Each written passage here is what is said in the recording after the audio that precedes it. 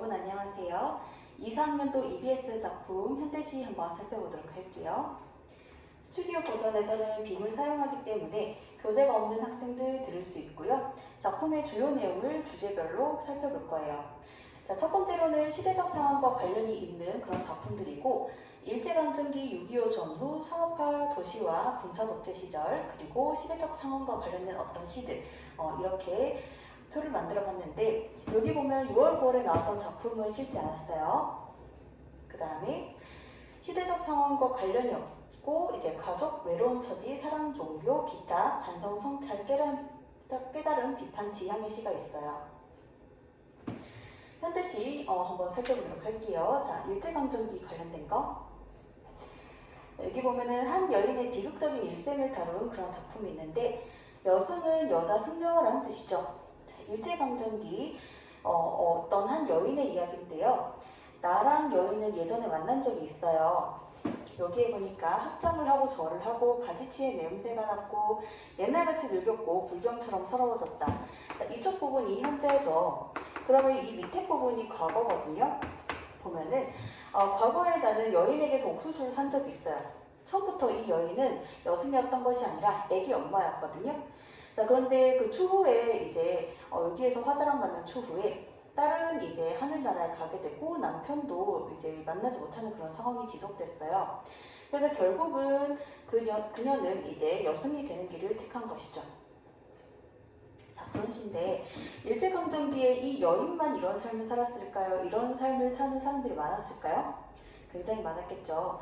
그래서 그 일제강점기의 모습을 잘 대변하는 여인이 등장했다라고 생각을 해주면 돼요. 자, 그 다음에 한용운 시인의 거짓 이별 보도록 할게요. 입에 대한 그리움과 재회에 대해서 소망하는 것. 여러분 알고 있듯이 한용운 시인은 승려죠, 승려. 그리고 독립운동가이기도 해요. 그래서 한용운 시에서 임이라고 하는 것은 세 가지로 해석이 되죠. 첫 번째로는 우리 스님이라는 그런 직업을 고려했을 때 절대자, 즉 부처, 아니면은 우리 일제강점기 현실을 생각해 봤을 때 빼앗긴 조고. 항상 한용운 시인의 작품에서 입은 부재하죠, 그쵸? 그 다음에 뭐 시 내적으로만 본다면은 사랑하는 이, 사랑하는 사람. 이렇게 세 가지로 해석되는 거 여러분 잘 알고 있죠? 자, 그러면은 현재 지금 어떤 상황이냐면 거짓 이별 상황인 거예요. 사실은 여기에 보면은 부재하는 상황을 거짓 이별로 규정한다. 그 사실은 객관적인 이별 상황이거든요. 그런데 그거에 대해서 거짓이야. 우리 진짜 헤어진 건 아니야. 라고 하면서 부정하는 것이죠. 그래서 언젠가 다시 만나기를 계속 희망하는 그런 시예요. 자, 그러면 우리 한번 보도록 할게요. 이 거짓 이별은 언제 우리를 떠날 건가요? 거짓 이별이 빨리 우리를 떠났으면 좋겠습니다. 왜 그렇죠? 아무리 이별 상태를 거짓이라고 부정을 하고 있더라도 거짓 이별도 어쨌든 이별 상태이기 때문에 화자랑 지금 님이랑 떨어져 있는 상태가 지속되잖아요. 그래서 사랑의 언덕에 사태가 나도 이 사태가 난다고 했을 때 산사태, 즉 여기에서는 이별을 뜻하는 것이죠. 희망의 바다에는 물결이 뛰어와요. 나는 여전히 희망을 가지고 있습니다. 나는 만날 거라는 희망을 가지고 있어요. 이별이 언제든지 우리를 떠날 줄만은 알아요. 거짓 이별은 좋지 않지만 거짓 이별이 우리를 떠난다라고 하는 것은 다시 만나는 그날이죠. 자, 그랬을 때 한 손으로 이별을 가지고 가는 날은 또 한 손으로 죽음을 가지고 와요. 자, 이 부분이 굉장히 좀 어렵게 해석이 될 거예요, 여러분들. 자, 무슨 말이냐면 쉽게 설명을 한번 해볼게요. 여기에 화자가 이렇게 있다라고 해볼게요. 그러면은 누군가가 이별을 가지고 갔어요. 자, 그럼 내가 화자가 이렇게 손에 들고 있던 이별을 가지고 저쪽으로 가죠. 그럼 이별을 가지고 간다는 거는 화자가 님이랑 다시 만나는 거잖아요. 그래서 이별 가지고 가는 건 좋은 거니까 이렇게 생각할 수 있는데 너무 님이 늦게 온다라고 하면은 예를 들어서 너무 님이 늦게 온다라고 한다면은 그때는 내가 죽고 없을 수도 있겠죠. 님이 딱 왔는데 그러면 이별은 없어지지만 너무 늦게 오면 내가 죽어 있을 수도 있잖아요. 자, 그래서 너무 늦지 않게 재회하길 바라는 마음이에요. 자, 밑에 아래에 써볼게요. 너무 늦지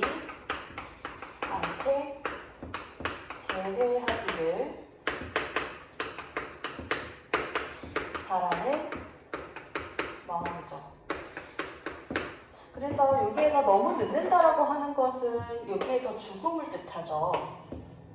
그래서 너무 늦지 않게 재회하길 바란다. 재회는 여기에서 이별을 가지고 가는 것이죠. 그러면 다시 만나니까요. 그래서 이 구절이 어렵기 때문에 여러분들이 이 그림을 한번 생각을 해보면서 너무 늦지 않게 재회하길 바란다. 빨리 와달라. 그렇게 생각을 해주면 돼요. 화면에 약간 글자 잘릴 수 있는데 여러분들 설명 들으니까 상관없죠. 그쵸? 자, 그 다음에 우리 그 다음 작품 살펴보도록 할게요. 사랑의 표현. 자, 한용운 시인의 작품이고요. 여기에서는 화자가 일반적인 사람과 생각이 좀 달라요. 자, 무슨 상황이냐면은, 자, 우리 보통 일반적인 사람들 생각을 먼저 한번 적어볼게요. 여러분들도 한번 적어보세요. 하단에다가. 자, 일반적인 사람들은 사랑의 크기가 클수록 좋다라고 생각하고 사랑의 크기가 작으면 안 좋다라고 생각을 해요. 그렇죠, 일반적으로는. 자, 그런데 또 이제 어떻게 생각하냐면은 거리가 멀수록 서로 거리가 멀다. 그리고 거리가 가깝다. 그러면은 장거리 연애를 하게 되면은 몸이 멀어지면 마음도 멀어진다. 이렇게 하면서 멀어지는 건 안 좋고 가까운 게 좋은 거야. 이게 일반적인 우리의 생각이에요. 그런데 화자는 이런 일반적인 생각을 완전 뒤집어 엎어요. 자, 님이 나랑 이렇게 한번 볼게요. 여기 님 화자가 있고 여기에 임이 있을 때 서로 뭔가 얼굴을 마주 볼 수 있는 상황이라고 한다면은 사랑의 크기가 크면은 서로 거리가 멀어진다라고 생각해요. 하트 크기가 너무 크죠, 그렇죠? 그래서 거리가 멀어지니까 이런 상황은 좋지 않다라고 봐요. 그리고 화자는 님이랑 이 사이에 지금 하트가 있기 때문에 이 하트 크기가 작을 때, 사랑의 크기가 작을 때 오히려 거리가 가깝기 때문에 이 크기가 작은 거 좋아해요. 사랑의 크기 작은 걸 좋아해요. 그래서 겉으로 봤을 때는 이제 말이 안 되지만 사실 속을 따져보니까 말이 된다, 그쵸? 그리고 마지막으로 이제 화자 요 거리 관련해서 이야기해 볼게요. 화자랑 님이랑 많이 떨어진 상황을 한번 생각을 해볼게요. 서로 이제 시각적으로 보이지 않을 만큼 완전 타 지역에 있다라고 한번 생각을 해볼게요. 자, 그렇게 했을 때 우리 보통 멀면은 안 좋다라고 생각하잖아요. 멀면 좋지 않은데 여기에서는 하지만 멀어지더라도 우리 사랑은 오히려 커진다. 이렇게 생각해요. 우리가 이제 맨날 붙어있는 연인을 생각하면 또 싸울 수 있잖아요. 하지만 이제 멀리 떨어져 있는 이 연인들은 오히려 좀 애틋하고 사랑의 마음도 커지고 이렇게 생각하죠. 자, 그래서 오히려 사랑이 커지니까 거리가 멀어져서 눈에 보이지 않는 것에 대해서 또 좋게 해석을 해요. 그래서 일반적인 인식을 뒤엎는 그런 시라고 생각을 해주면 돼요. 다 이유가 있죠, 그쵸? 말이 되고. 여러분들 필기 마무리 됐으면 한번 지워볼게요.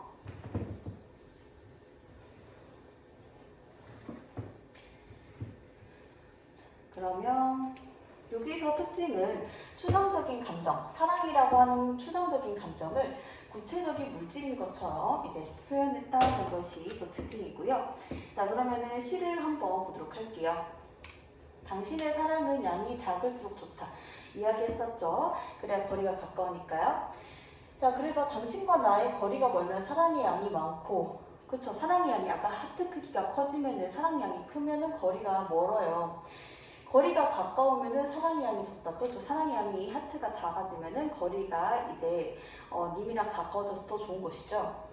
누가 사람이 멀어지면 사랑도 멀어진다라고 했습니까? 오히려 당신이 가신 뒤로 당신을 못 보고 있을 때 오히려 당신에 대한 제 마음이 더 커지고 있어요 라고 이야기하죠. 자, 그 다음에 우리 다음 작품 살펴보도록 할게요. 참회로. 자기가 잘못한 것에 대해서 참회하는 그런 글을 쓴다는 건데 어떤 이야기냐면요. 여러분 알고 있듯이 윤동주는 부끄러움의 미학이죠. 일제강점기 지식인으로서 사회적인 책임을 이제 크게 지고 있던 그런 분이죠. 자, 그러면은 우리 맨 첫 번째 보면은 녹이 낀 고리 거울 속에 내 얼굴이 남아있대요. 이것에 대해서 욕되다라고 이야기하고 있어요. 그래서 전반적으로 지금 분위기가 좋지 않다는 거 여러분 알 수 있고요. 자, 그 다음에 이 부분 있죠. 나는 나의 참회의 글을 줄이자부터 왜 그런 부끄러운 고백을 했던가. 자, 이 부분을 보도록 할게요. 자, 이 부분 여러분들 밑에 하단에다 빼서 한번 그려보세요. 자, 무슨 상황이냐면은 여기에서 자, 시간 순서대로 했을 때 과거부터 현재까지 항상 이제 일제강점기 삶을 살아온 것이죠. 일본의 지배를 받으면서 살아왔으니까 여기에서 화자는 기뻤던 적이 없는 거예요. 그래서 여기서 여기까지 항상 요거 일제강점기 상황이죠. 자, 그래서 나는 현재의 참회를 한번 한대요.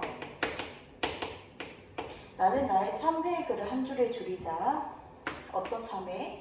24년간 기쁨을 느낀 순간이 단 한 번도 없었다. 내가 무슨 기쁨을 바라 살아왔는가 이렇게 이야기를 할 수 있다라고 적혀 있죠. 자, 그리고 우리 미래에는 어떤 일이 벌어지냐면은 광복을 할 수 있겠죠, 우리가. 자, 광복하게 되면 또다시 참회를 한 번 더 적어요. 그러니까 여기에서는 참회를 2번 해요. 이 글에서는, 이 작품에서는. 그때 그 젊은 나이에 왜 그런 부끄러운 고백을 했는가?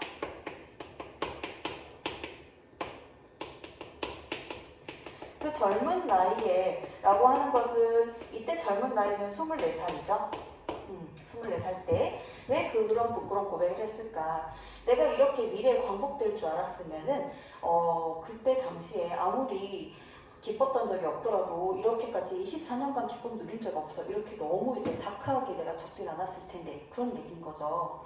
그러니까 한마디로 이 미래는 이불킥을 한다는 거예요. 내가 왜 그런 참회의 글을 적었을까 하면서 그만큼 나는 미래에 광복이 올 거라고 생각을 하고 있는 것이죠. 화자는.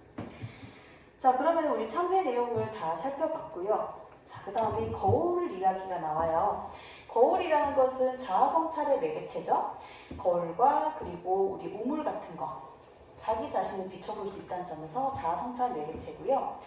자, 그렇게 했을 때 자아성찰 매개체인 거울을 닦아보자. 근데 그냥 닦는 게 아니라 손바닥, 발바닥을 아주 열심히 닦고 있죠. 치열하게 자아성찰하는 부분이죠. 자, 그렇게 했을 때 운석 밑으로 홀로 걸어가는 슬픈 사람의 뒷모양이 나온다라고 돼 있어요. 그 거울의 내용을 보니까 이번엔 뒷모습인데 슬픈 뒷모양이네요. 자, 운석이라고 하는 것은 지구 바깥에서 지구 쪽으로 떨어지는 것이다. 그쵸? 그래서 이게 사실은 여러분 별똥별 이렇게 별똥별. 옛날 사람들은요, 별똥별이 떨어지면 우리 사회에서 굉장히 소중하고 사랑받는 사람이 죽었다라고 그렇게 믿는 관습 같은 게 있었어요. 그래서 이제 별똥별은 여기에서 죽음의 이미지를 뜻해요. 근데 그 밑으로 자발적으로 걸어가고 있죠. 그 밑으로 자발적으로 걸어간다라고 하는 것은 자기 자신을 스스로 희생하는 거예요. 그러니까 우리가 미래의 광복을 맞이하기 위해서는 스스로 이제 자기 희생적인 태도를 보여야 여기 슬픈 사람의 뒷모습처럼 자기 희생적인 태도를 보여야 우리가 미래의 광복을 맞이했을 때 그런 참회를 한 번 더 할 수 있겠죠. 자, 그래서 이런 시였고요. 그 다음 작품은 윤동주의 길이라는 시예요. 이 시는 여러분 그림을 그리면 다 끝나는 건데요. 여기에서 돌담이 나오거든요. 그리고 여기 쇠문이 잠겨져 있어요. 쇠문이 열렸으면 저쪽으로 건너갈 수 있었을 텐데 쇠문이 굳게 닫혀 있어서 건너갈 수는 없어요. 자, 그렇게 했을 때 여기에 화자가 있는데 여기 화자는 현실적인 자아예요. 그리고 이 화자가 쭉쭉 걸어가는데 화자가 걸어가는 길이 풀 한 포기도 없는 길이거든요. 자, 그래서 화자는 지금 아주 힘든 상황을 견디면서 쭉 이쪽으로 계속 걷는데 왜 자꾸 걸어가냐면은 저쪽에 이상적 자아가 있기 때문인 거예요. 자기가 되고 싶은 모습 아니면 자기가 되찾고 싶은 그런 모습, 이상적 자아 혹은 본질적 자아가 저쪽에 있는 거예요. 그래서 쇠문을 열고 들어가면 좋은데, 저쪽으로 가면 좋은데 쇠문이 잠겨 있어서, 하지만은 나는 내가 잃었던 이상적 자아를 찾기 위해서 쭉 계속 이 길을 걸어가겠다, 그런 시예요. 자, 그러면은 쇠문을 굳게 닫아라고 돼 있죠. 이때 쇠문이 굳게 닫혀 있는 것은 쇠문은 반절의 이미지를 나타냅니다. 그쵸? 자, 그렇게 해서 하늘은 부끄럽게 보인다라고 하고 있어요. 자, 여기에서 하늘이라고 하는 것은 자아 성찰의 매개체인 거죠. 왜냐면은 하늘을 보고 있으니까 여기 부끄러운 감정을 느끼잖아요. 그쵸? 자아 성찰과 관련이 되는 것이고, 하늘 그 자체는 매개체가 되겠네요. 푸른 폭이 없는 길을 걷는 거는 담 저쪽에 내가 있기 때문이래요. 내가 사는 것은 잃은 것을 찾는 까닭이래요. 그러면은 여기에서 잃은 것, 담 저쪽에 내라고 하는 거는 이상적인 자아인 거죠. 자, 그리고 내가 사는 것은 이라고 했을 때 이때 내라고 하는 것은 현실적인 자아인 것이죠. 현실적인 자아. 현실적인 자아가 사는 이유는 이상적 자아를 찾기 위해서, 이렇게 생각해 주면 돼요. 자, 그 다음에 여러분 다음 작품 보도록 할게요. 자, 이번에는 일제강점기는 다 끝났고요. 6.25 관련된 시를 한번 보도록 할게요. 촉토의 시라는 작품인데요. 여기에서 제목이 좀 어려울 수 있는데 무슨 말이냐면은 6.25 당시에 종군 기자로 활동하며 전쟁을 살폈던, 전쟁을 목도했던 그런 작가라고 이야기를 하고 있죠. 그 여기에 보면은 종군이라고 하는 것은 이때 종자가 쫓을 종자의 군사 군자예요. 그러니까 군인들 따라다니면서 취재하고 사진 찍고 했던 기자를 뜻해요. 자, 그러면은 이때 시인이 촉토라고 하는 것은 불에 타서 검게 그을린 땅을 뜻해요. 즉 6.25 전쟁 직후 폐허가 된 불에 탔는 거죠. 우리 조국, 우리나라 상태가 바로 땅인 것이죠. 자, 그래서 요거를 나타내는 시고요. 자, 그러면은 화자가 지금 맨 처음에는 기분이 안 좋다가 기분이 또 좋아지는 그런 시예요. 이제 인식 전환의 계기가 있으니까 기분이 좋아졌겠죠? 자, 한번 살펴보도록 할게요. 자, 맨 처음에 보니까 여기에서 울상이 된 그림자가 나의 뒤를 따른다라고 하고 있어요. 자, 그러면은 사실 이 그림자의 상태가 지금 안 좋거든요. 왜냐면은 사실 그림자가 울상이라고, 우는 상이라고 하는 이유는 사실은 화자가 울상인 거예요. 그래서 이제 화자가 이제 그림자가 울상이다 이렇게 표현한 것이죠. 자, 그래서 거기에서 잿더미가 소복한 울타리, 전쟁 때문에 폐허가 된 상태죠, 그렇죠? 자, 근데 거기에서 개나리가 마음을 줬다 이야기를 해요. 자, 그리고 소녀의 미소엔 앞니가 빠져서 죄가 하나도 없다. 자, 그러니까 갑자기 내가 기분이 좋아지면서 내 그림자가 웃고 있죠. 그리고 내 뒤를 따르던 그림자가 내 앞장을 서요. 자, 그러면은 내 기분이 좋아졌다는 뜻이잖아요. 근데 여기에서 울상 상태에서 웃는 상태로, 즉 화자가 인식이 전환이 되고 있죠. 화자의 인식이 전환이 되고 있다. 그 전환이 되는 계기가 뭐냐라고 했을 때 첫 번째 인식의 전환의 계기가 되는 것은 첫 번째로는 개나리죠. 아무리 지금 우리나라가 전쟁 상황이더라도 자연현상은 그대로 오고 있잖아요. 그쵸? 그 다음에 두 번째, 소녀. 소녀를 보면서 이제 희망을 발견하는 것이죠. 실제로 옛날에 흑백 사진을 보면은요, 청계천 주변에 이제 빈민들이 움막을 짓고 살았거든요. 근데 거기에서 있는 아이들은 당연히 이제 초등학교도 못 다니고 당연히 초등학교 갈 수 없는 형편이죠. 그리고 맨날 아르바이트하고 이제 그렇게 밥도 잘 못 먹고 이랬던 상황인데 6.25 직후에. 자, 근데 거기에 이제 외부인들이 손님으로 한 번씩 가잖아요, 취재차. 그럼 아이들이 엄청나게 밝게 웃어요. 그러니까 화자도 이제 그런 모습을 본 거예요. 아무리 상황이 안 좋아도 애는 애잖아요, 그쵸? 그런 모습에서 희망을 발견하는 그런 시라고 할 수 있겠죠? 자, 그 다음에 작품 보도록 할게요. 자, 이번에는 군사독재 산업화 도시와 관련된 시예요. 누가 하늘을 보았다 하는가 이런 시인데 암울하고 부조리한 현실이에요. 근데 사람들은 자기가 하늘을 진정한 하늘을 보고 있다라고 착각하면서 살아요. 그래서 사람들한테 제발 현실을 좀 봐라, 직시를 해라 이렇게 이야기를 하거든요. 자, 그러면은 직시를 해야 정말 희망찬 미래를 오히려 맞이할 수 있다. 자, 그래서 여기 보면은 명령형 표현을 쓰는 게 사람들이 정신을 못 차리기 때문이에요. 자기가 보고 살고 있는 게 하늘이라고 착각하니까 정신 차리라고 직시하라고 명령형 표현을 사용한다. 이렇게 생각해 주면 돼요. 자, 그러면은 사람들이 도대체 무엇에 속고 살길래 직시를 못할까요?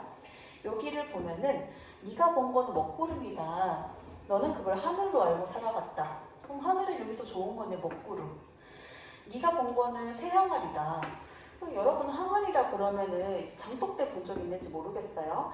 장독대는 이제 흙을 빚어서 부어서 만들잖아요. 근데 쇠로 된 항아리라고 하는 것은 어떤 무기와 관련된, 쇠와 관련된, 무기와 관련된 어떤 군사 독재와 관련된 그런 이미지라고 생각해 주면 되겠죠. 자, 그래서 여기에서 네 마음속의 구름을 닦아내고 네 머리를 덮은 쇠항아리를 찢어버려라 라고 이야기를 해요.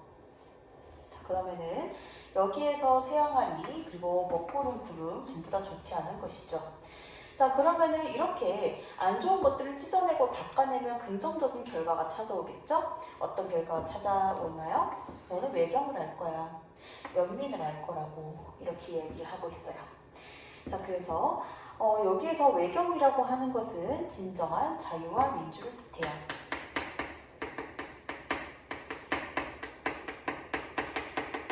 아까도 이야기했지만은 안 좋은 것을 직시하며 좋은 결과가 오는지 이렇게 생각을 하면 돼요. 자, 그래서 좋은 결과를 이끌어내기 위해서 화자가 말을 세게 한다 이렇게 생각해 주시면 되고 전문강의 삽을 싣고 이 시는 처음부터 끝까지 굉장히 어두워요. 자, 그럼 여기에 봤을 때 우리 여러분 프린트 있는 학생들은 구성 부분이 빈칸이기 때문에 거기 필기를 하면 되고, 자, 프린트 없는 학생들은 한번 설명을 들어볼게요. 우리 현대시는 인간, 자연 그 자체에 대해서 이야기하는 시도 있지만은 자연물 예쁘다 아름답다. 근데 자연물하고 인간의 삶을 연결하는 시가 더 많아요. 그리고 오늘 좀 보게 되겠지만은 자연물하고 인간의 처지가 유사한 시들이 많이 나올 거예요. 자, 그러면은 우리 인간의 처지를 볼게요. 상업화되고 도시화된 그런 곳에서 살고 있는 인간. 그러니까 산업화 도시화가 인간에게 좋은 점도 주지만 좋은 것들도 주죠. 하지만은 부작용도 많았잖아요. 그 산업화 도시화 속에서 이제 소외되고 가난한 처지의 그런 인간이 나오고요. 자, 그리고 두 번째로는 여기에서 물이 나오는데 물의 상태가 좋지 않아요. 썩은 물인 거예요. 산업화 도시화 되다 보니까 환경 오염이 되죠. 자, 그래서 물의 상태는 물 자체는 좋지만 물의 상태가 좋지 않은. 그럼 이 시에서 여러분 알 수 있듯이 이 시는 인간하고 물하고 똑같고 그 다음에 이 부정적인 처지라는 거 똑같은 거죠. 유사한 처지. 자, 그러면은 여기서 둘이 처지가 유사하다 이렇게 생각을 해주면 되고요. 그리고 맨 마지막에 이제 무력감으로 끝나는 되게 다크한 시예요. 한번 보도록 할게요. 흐르는 것이 저 물뿐이랴? 우리도 물과 같아서 라는 이야기를 하고 있죠. 자, 그러면은 물만 흐르는 거가 아니라 우리가 지금 물이랑 처지가 유사하다 그런 뜻이죠. 자, 그럼 여기에서 물이라는 것과 그 다음에 저라는 게 똑같죠. 그리고 우리가 저와 같으면 우리랑 저랑 처지가 유사하다라고 돼 있죠. 그래서 강에 가서 삽을 씻으면서 여기에서 화자는 이제 노동하는 사람이죠. 삽을 씻으면서 슬픔도 퍼다 버린다. 자, 그래서 슬픔을 퍼다 버렸을 때 정말 힐링이 됐으면 좋았을 텐데 여기에 보니까 썩은 물이라고 하고 있어요. 자, 물 상태도 지금 좋지 않죠? 썩은 물. 자, 그러면은 여기에서 한번 적어볼까요?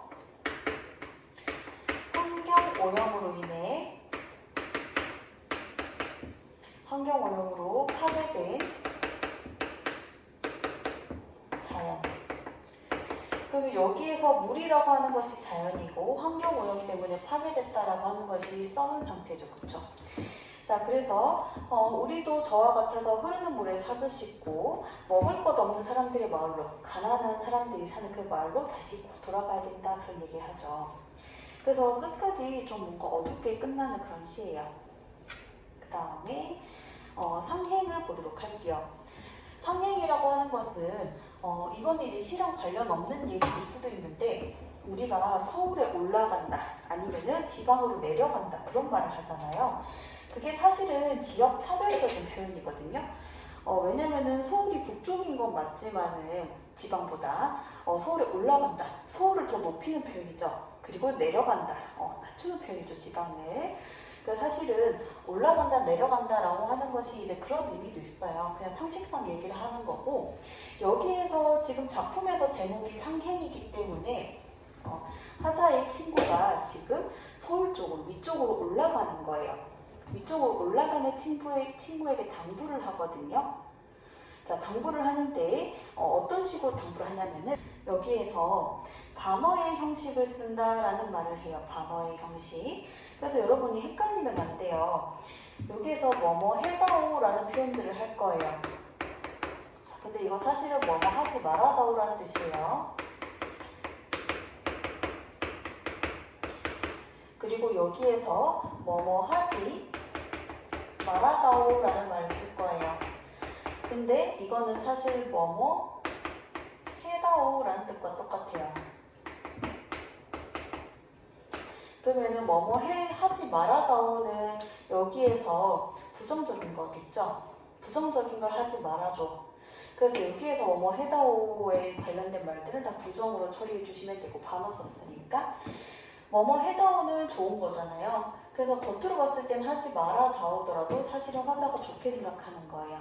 그래서 반어가 쓰인 시는 보기에 반어라고 나와요.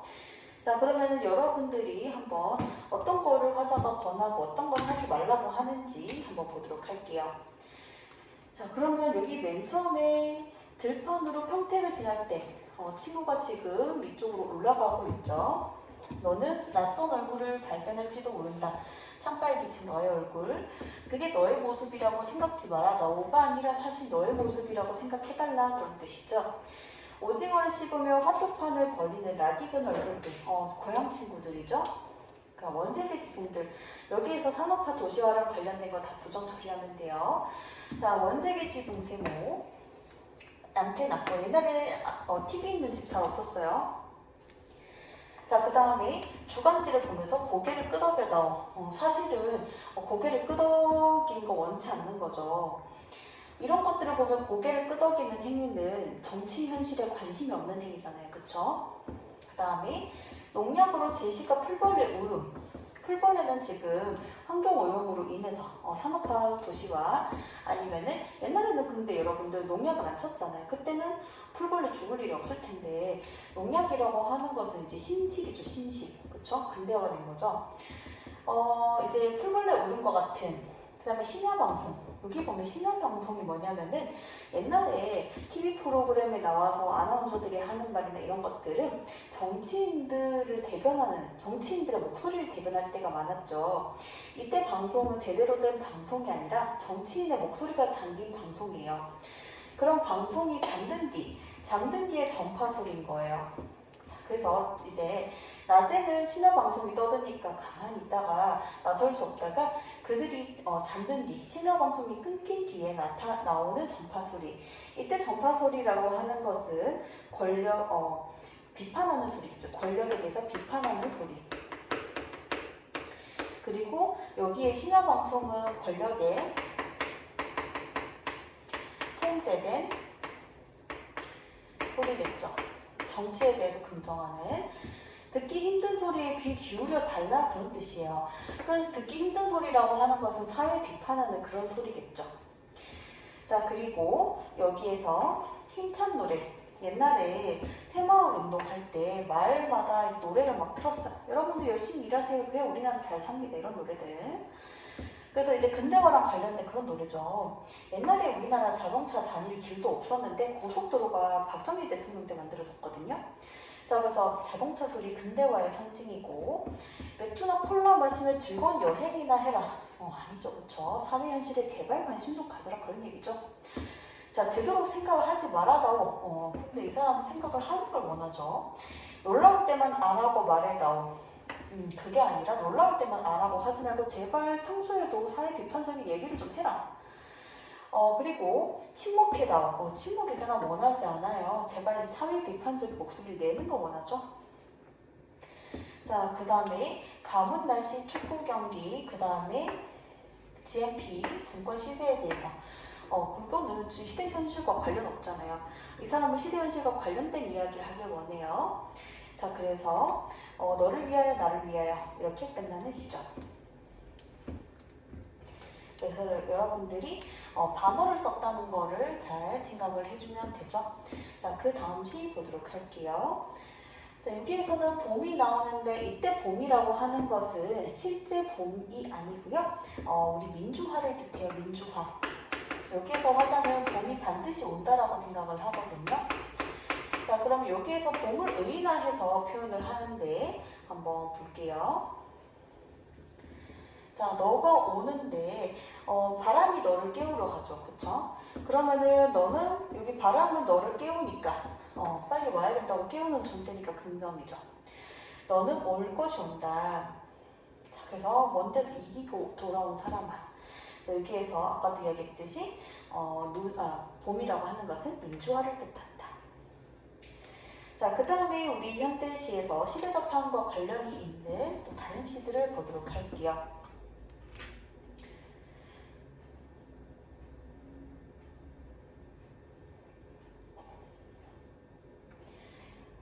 자, 맨 처음에 인동차가 나와요. 자, 인동차에서 여기에서 참다라는 뜻이거든요. 참을 인자. 그리고 여기에서 동자가 겨울 동자죠. 겨울을 참아내고 있는 거예요. 여기에서 존버하는 노인이 나온다. 여기에서 겨울은 부정의 의미로 쓰였고요. 우리 프린트에서 구성에 여러분들 여백 있죠? 거기 한번 필기해 볼게요. 자, 어떤 필기를 하냐면 바깥의 상황이 나오는데 바깥은 지금 겨울이죠. 그래서 겨울의 상황.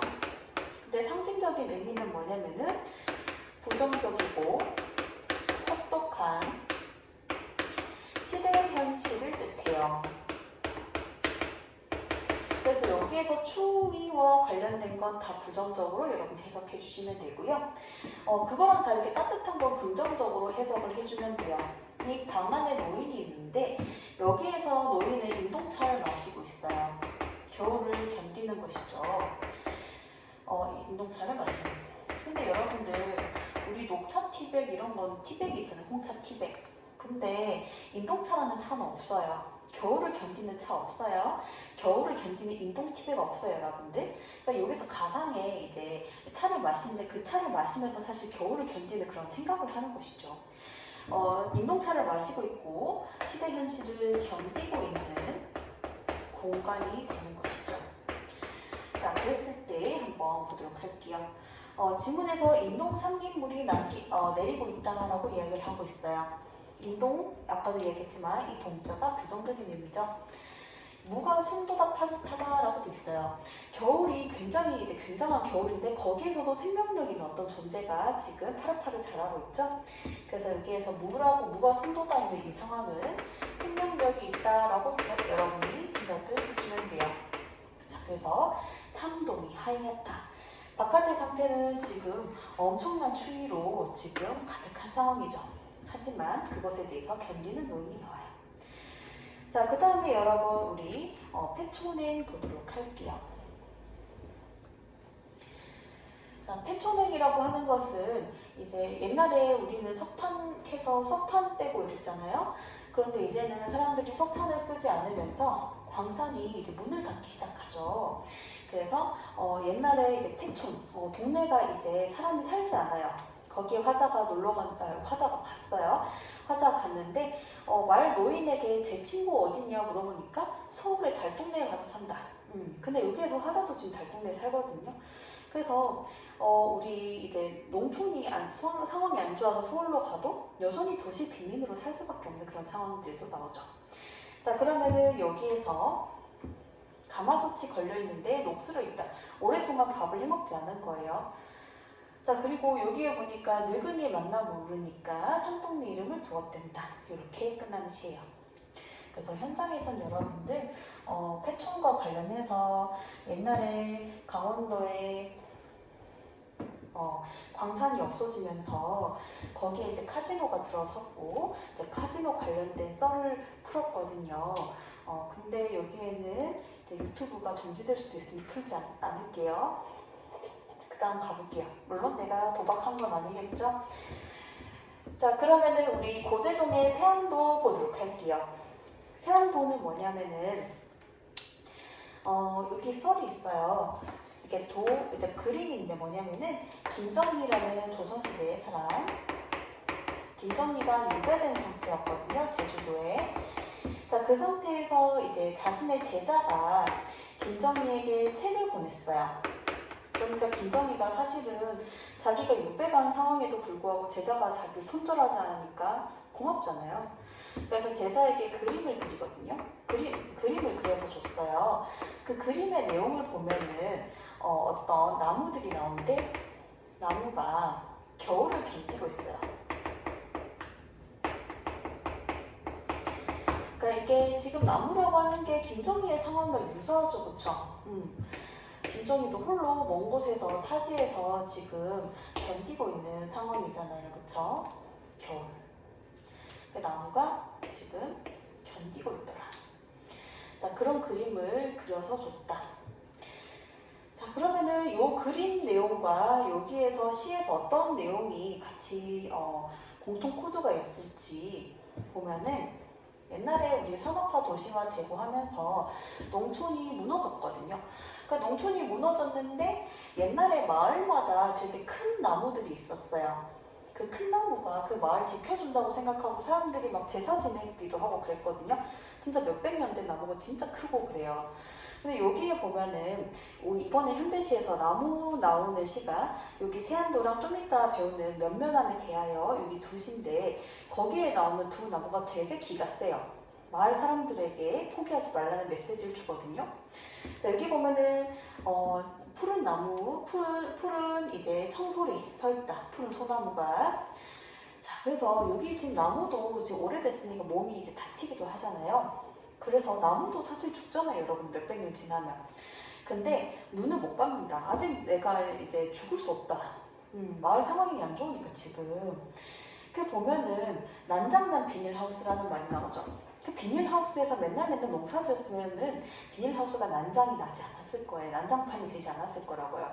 근데 지금 동네 상황이 안 좋으니까 비닐하우스도 제대로 고치지 않고 난장판이 됐죠.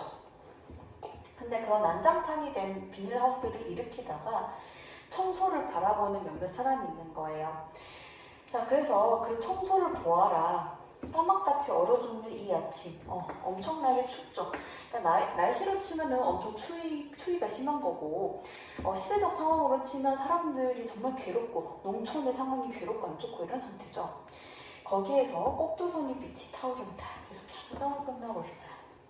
근데 여기에서 이 시에서 청솔이라고 하는 것은 마을 사람들이 견디는 데 힘을 주는 그런 나무가 되겠죠. 그리고 면면함에 대하여를 보면은요, 여러분들 제목에서 면면함이 무슨 뜻이냐면은 그치지 않고 계속 이어지는 게 면면함인 거예요. 여기에 나오는 느티나무도 기가 세다고 아까 미리 이야기했었잖아요. 그래서 쭉쭉 계속 이어지는 나무가 누구예요? 느티나무죠, 그쵸? 근데 너네도 이제 나처럼 keep going 하세요. 그런 이제 시예요. 자, 그러면은 느티나무의 푸르른 울음소리. 그래서 느티나무 관련된 거 다 긍정 처리해 주시면 되죠. 얘도 지금 몸이 여러분들 상처났죠. 자, 근데 상처마다 뽑아내던 푸르른 울음소리. 사람들이 다 떠나버린 그 마을에서도 얘들아, 아직 잔치는 끝나지 않았어. 너네 포기하지 마. 그러면서 지킬 건 지켜야지. 이렇게 얘기해요. 저렇게 생생한 초록의 광기를 내뿜는데 모를 매다가 허리를 펴는 사람들 한참이나 나무를 쳐다보죠. 목소리 둥둥둥 하면서. 자, 그래서 옛날에 아까 오래된 나무들은 그 동네 사람들이 제사 지내기도 하고 여기에서 이제 나무들은 사람들이 제사 지낼 때 쓰는 그런 막 신적인 존재 그런 나무는 아니지만은 어쨌든 오히려 이제 자연물들이 인간에게 힘을 주는 그런 작품들이죠.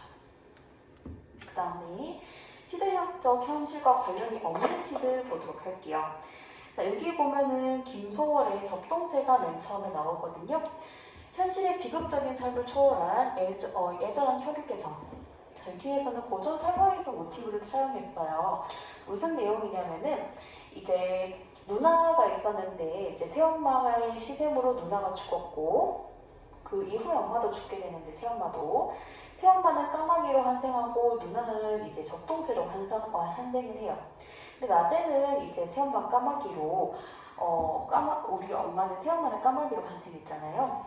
그래서 낮에는 까마귀 때문에 무서워서 동생들한테 못 가는데 이제 밤에 동생들 이제 까마귀가 잘 때 동생들한테 와가지고 이제 적동 울다가 하는 거예요. 동생들 생각나서 환생해서 오는 거죠.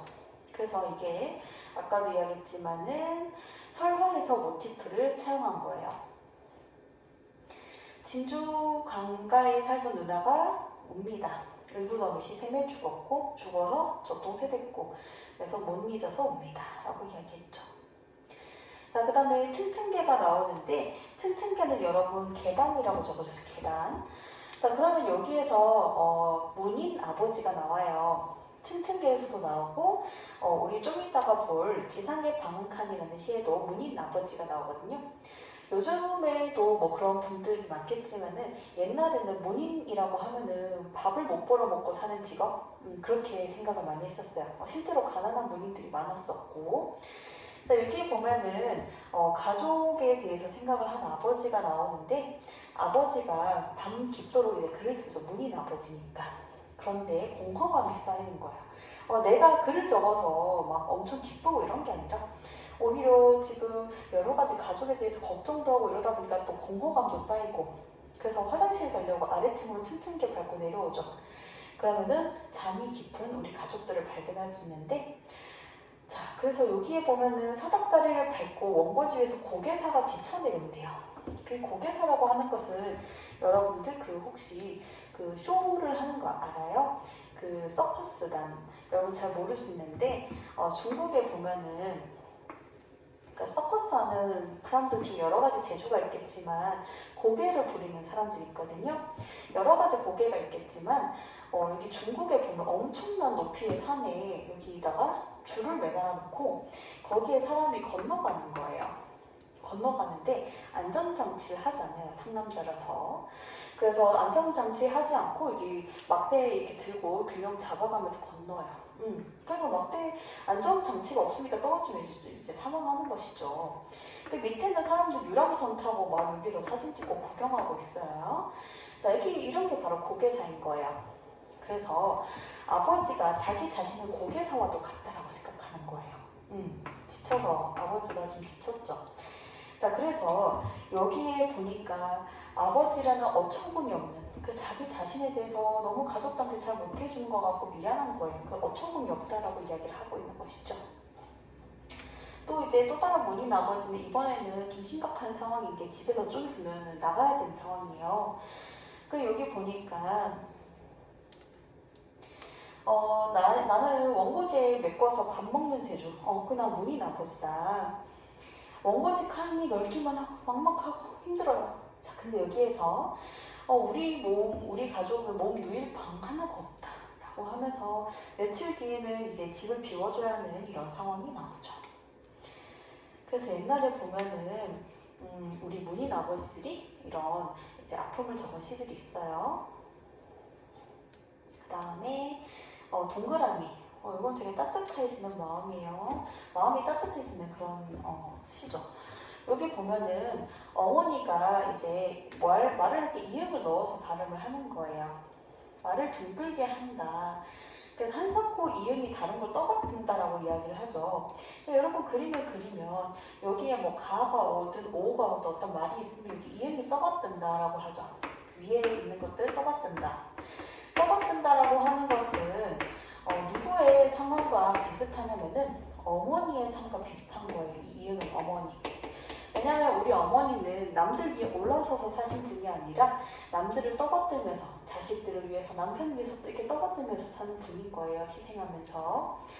자, 그리고 이제 어머니는 모든 걸 퍼주시는데 C가 될 때까지 이렇게 머리가 어머니 머리가 있고 어머니 발이 있으면은 이게 두 개가 닿을 때까지 발이 머리에 닿을 때까지 C의 열린 구멍에서 어떤 살리는 것들이 쏟아지면 살리는 것. 이때 살리는 것이라고 하는 거는 긍정적인 것이죠. 사람들에게 좋은 영향을 주는 어떤 것들. 그래서 우리 어머니의 삶에 대해서 이렇게 삶의 자세가 나오고요. 그 다음에 수천리라는 시는 엄청 슬픈 시인데 누이 동생이 죽어서 그것에 대해서 슬퍼하는 그런 시예요. 여기에 보면은 체온이 꺼져버렸다라고 하는 건 누이 동생의 죽음 상황 그 자체죠. 동생의 가슴 위에 비가 내리고 눈이 쌓인데요. 왜냐하면 동생이 지금 무덤 안에 누워있을 건데 이렇게 표현하죠. 자, 그래서 눈 뜰 것만 같고 서러운 생각이 옷소매에 스며있다. 여기 때문에 되게 이게 유명한 구절이에요. 서러운 생각이라고 하는 거는 추상적인 대상이죠. 여기에서 생각이라고 하는 것은 우리 눈에 보이지 않잖아요. 근데 옷소매에 스미는 건 여러분이 눈으로 확인 가능하죠. 그쵸? 추상적인 대상을 구체화해서 표현했다. 이렇게 여러분이 생각을 해주면 돼요. 자, 그 다음 작품 보도록 할게요. 보리피리라는 작품이 나오는데 여기에서 화자가 어떤 정서를 가지고 있냐면은 여기 작품을 쓴 이 시인이 나병을 앓았었어요. 근데 살이 썩어 들어가는 그런 병이거든요. 그러니까 나병 환자끼리는 모여서 살아요. 일반인하고 격리돼서. 그러니까 얼마나 이렇게 정상적인 생활을 하고 싶었겠어요. 사람들하고 어울려 살고 싶고. 그래서 보리필이 불면서 어린 때 그리고 인간사 그리고 눈물에 언덕핀 일일이 이렇게 하는 그런 작품이고요. 그 다음에 싸늘한 이마를 보도록 할게요. 자, 싸늘한 이마는요, 여기에서 어둠으로 상징되는 암울한 상황. 자, 그랬을 때 모두 빼앗기는 듯한 외로움을 느끼고, 그 다음에 인광, 신경의 간지러움, 화자가 느끼는 외로움을 이제 형성한 표현이고요.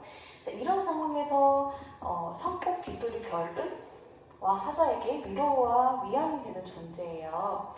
그래서 여기에 작품이 밑에 보면은요, 모두 빼앗기는 듯한 외로움. 자, 그 다음에 새파란 여기 인광. 그 다음에 신경의 간지러움. 자, 여기에 보면은 얘네들을 다 묶어서 화자의 외로운 감정을 나타내는 표현이죠. 그쵸? 그리고 여기에 보면은 산꽃, 그리고 깃돌이, 그리고 여기에 보면은 별이라도 마음이 있다면. 자, 그러면은 요 부분들은 뭐냐면은 화자에게 아까 봤지만 위안을 주는 존재죠. 그쵸? 그렇게 생각해주면 되고요. 자, 그 다음에 우리 학을 볼게요. 우리 아까 인간이랑 자연물이랑 닮았던 그 시가 있었는데 여기서도 마찬가지예요. 자기 모습을 학에 빗댔거든요. 근데 지금 학의 상태가 안 좋고 화자 처지가 안 좋아요. 자, 그래서 여기에 보면 비참한 처지라고 되어 있어요. 비참하고 처량한 처지의 화자. 그래서 자기 자신을 마르는 학에다 빗대었어요. 여기에서 화자랑 학이랑 똑같고요. 비참한 게 처량한 거랑 비참한 거랑 마르는 거랑 똑같다. 그쵸? 상황이 안 좋아요. 자, 그래서 나는 학이다 라고 인트로 때 이제 이야기를 하죠. 자, 그래서 저마다 마음속에 고향을 안고, 고향이라는 건 좋은 거니까 고향을 안는 거 좋죠. 그리고 담채화 속으로 들어간다. 색깔이 화려한 예쁜 그런 담채화, 예쁜 먹으로 그린 그런 그림이거든요. 뭐냐면 나 말고 다른 사람들 다 행복해 보이는 거예요. 우리가 인스타그램 하면 그렇잖아요. 나만 불행한 것 같고 다른 사람 행복해 보여요. 약간 그런 상황이에요. 여기에서 가나안이라고 하는 것은 성경에서 하나님이 약속하신 땅이라는 뜻으로 가나안은 복된 곳, 긍정적인 거거든요. 향수할 가나안에 복된 길을 알면 좋겠는데 그거를 모르고 있죠. 나만 지금 불행한 것 같아요. 자, 그래서 밑에 보니까 우리 깃은 남루하고 나는 마르는 학이야 이렇게 하면서 끝나는 그런 작품이에요. 자, 그 다음에 강은교의 사랑법. 우리가 사랑하는 사람과 있을 때 뭔가 말을 많이 해야 되고 그럴 것 같은데 여기에서 화자는 오히려 정말 진정한 사랑에 이루고 싶으면 침묵하라고 이야기를 해요. 자, 그래서 침묵해라. 그렇게 이야기를 하고 있죠.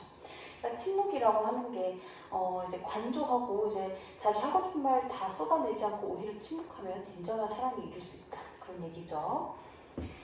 자, 그래서 그랬을 때 이제 하늘은 언제나 그대 등 뒤에 있다.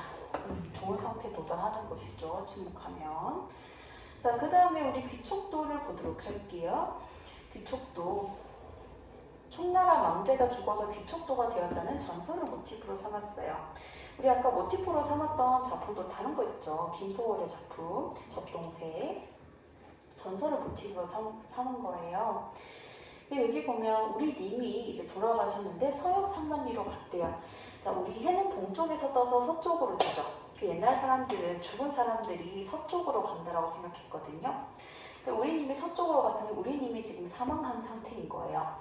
자, 그랬을 때 다시는 오지 못하는 그쪽으로 가셨는데 메토리는 신발이에요. 집신 같은 걸 생각하면 돼요.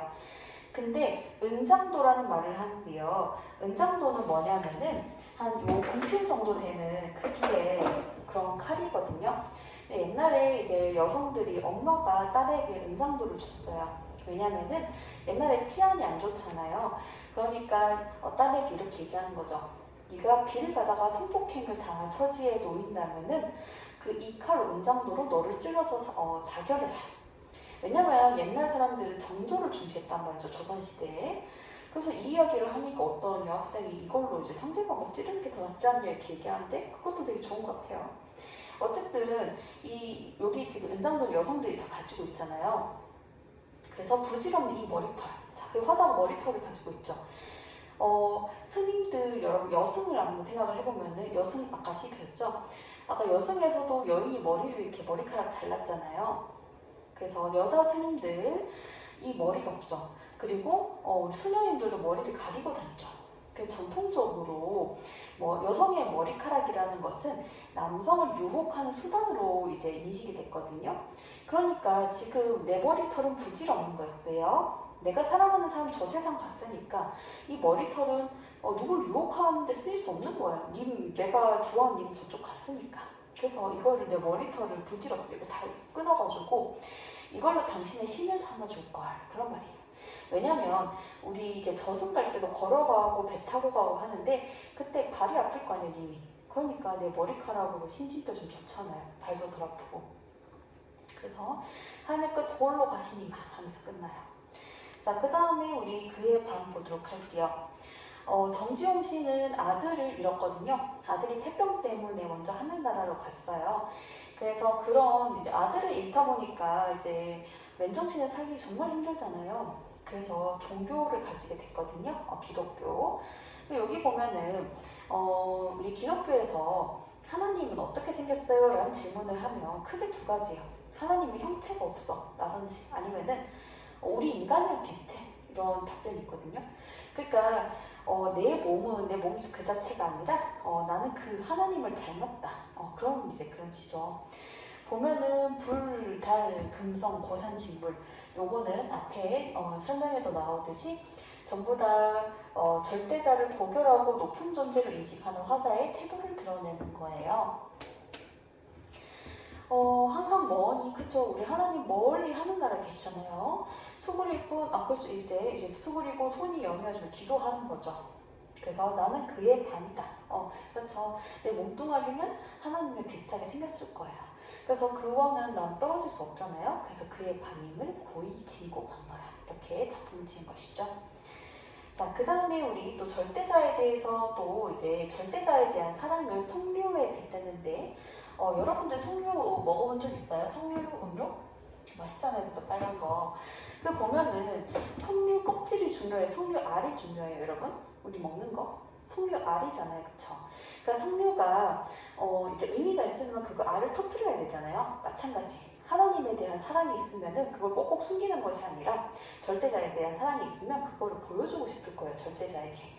그 여기 보면은 여기에서 성류는 그냥 성류가 아니라 절대자에 대한 사랑의 마음이라고 했죠. 그럼 여기에 보면 몸살이라고 하고 있는데 코로나 걸린 게 아니라요. 이게 사랑에 대한 열병인 거예요. 사랑하는 사람에 대해서 생각하다 보면은 이제 상사병도 걸리고 막 이러잖아요. 어쨌든 자기의 사랑하는 마음이 크다. 자, 그러면은 사랑의 힘 이렇게 이야기를 하고 있어요. 자, 그래서 사랑의 힘이다. 골방 안에 가둘 수 없다.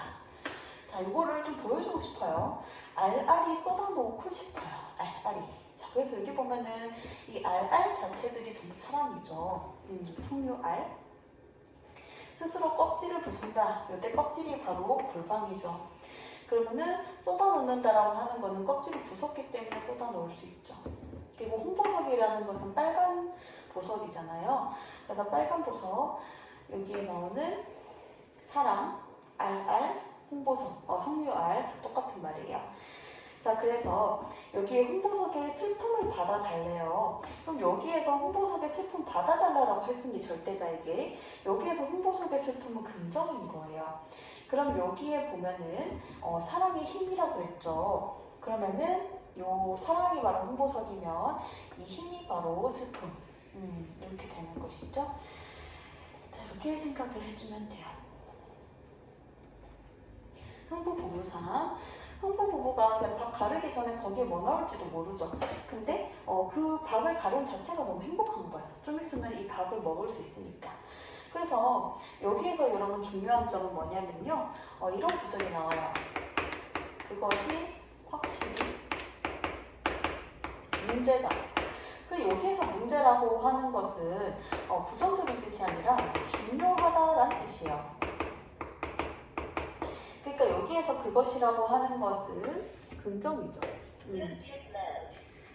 여기에서 그것이라고 하는 것은 긍정이고 그 다음에 문제다라고 하는 것도 긍정이에요. 자, 그러면은 여기에서 보도록 할게요.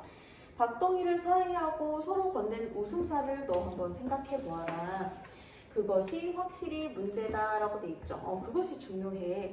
서로 아무리 이제 힘들고 가난할지라도 웃음을 잃지 않는 그 웃음을 잃지 않는 그 자세가 중요하다 그런 뜻이에요. 웃다가 서로 불쌍해서 구슬을 나누었으리라고 하고 있어요. 자, 구슬이라고 하는 거는 우는 거죠. 눈물이죠. 그래서 눈물을 나누다가도 서로 민망한 거예요. 내가 우네 하면서. 그래서 서로 이제 웃으면서 눈물 닦으면서 그것이 확실히 중요하다. 그 태도가 중요한 거야 라는 그런 작품이죠. 자, 그래서 이런 작품이고 대동여지도 보도록 할게요. 김종모 여러분 알고 있죠? 대동여지도를 만든 분. 그래서 우리 가족을 떠나서 대동여지도를 만들기 위해서 오랫동안 전국을 돌아다니기 때문에 우리나라를 더 잘되게, 조선을 더 잘되게 하고 싶다는 점에서 대동여지도 만들기를 시작했으니까 어떤 큰 뜻을 가지고 있으나 하지만 가족 생각하면은 항상 마음 한켠에는 불편한 그런 심정들이 있겠죠. 가족도 보고 싶고 미안하고. 자, 그래서 여기 보면은요, 이제 여기 왔는데 바다 쪽에 왔는데 여기 보면은 배가 나오거든요. 훼손된 목선. 정말 이제 상태가 안 좋은 막 부서지고 이런 목선이 나와요.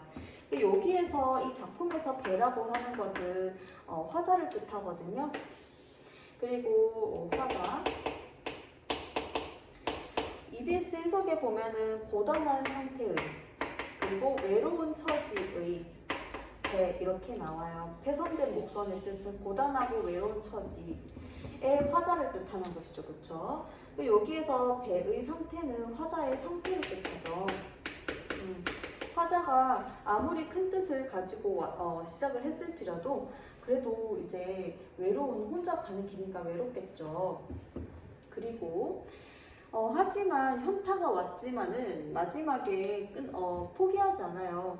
등불을 켜고 가고 있는 배 한 척이 보인다. 등불을 켜고 가고 있죠. 희망을 잃지 않고 계속 쭉쭉 킵고잉을 한 거예요. 그 킵고잉을 한 그 결과 대동여지도가 완성될 수 있던 거고요. 자, 여러분들도 이제 항상 안 좋은 훼손된 상태라고 스스로를 생각할지 모르겠지만은 등불을 마음에 가지고 이제 가면 좋겠어요. 자, 그러면은 별빛으로 환해지던 어느 밤이라고 하고 있죠. 보면은 힘든 때도 있지만 이 사람의 김정호의 가슴 속에는 늘 이제 우리나라를 위해서 조선을 위해서 더 좋은 일을 해야지라고 하는 그런 긍정적인 마음도 있잖아요, 그렇죠? 그렇게 생각을 해주시면 되고.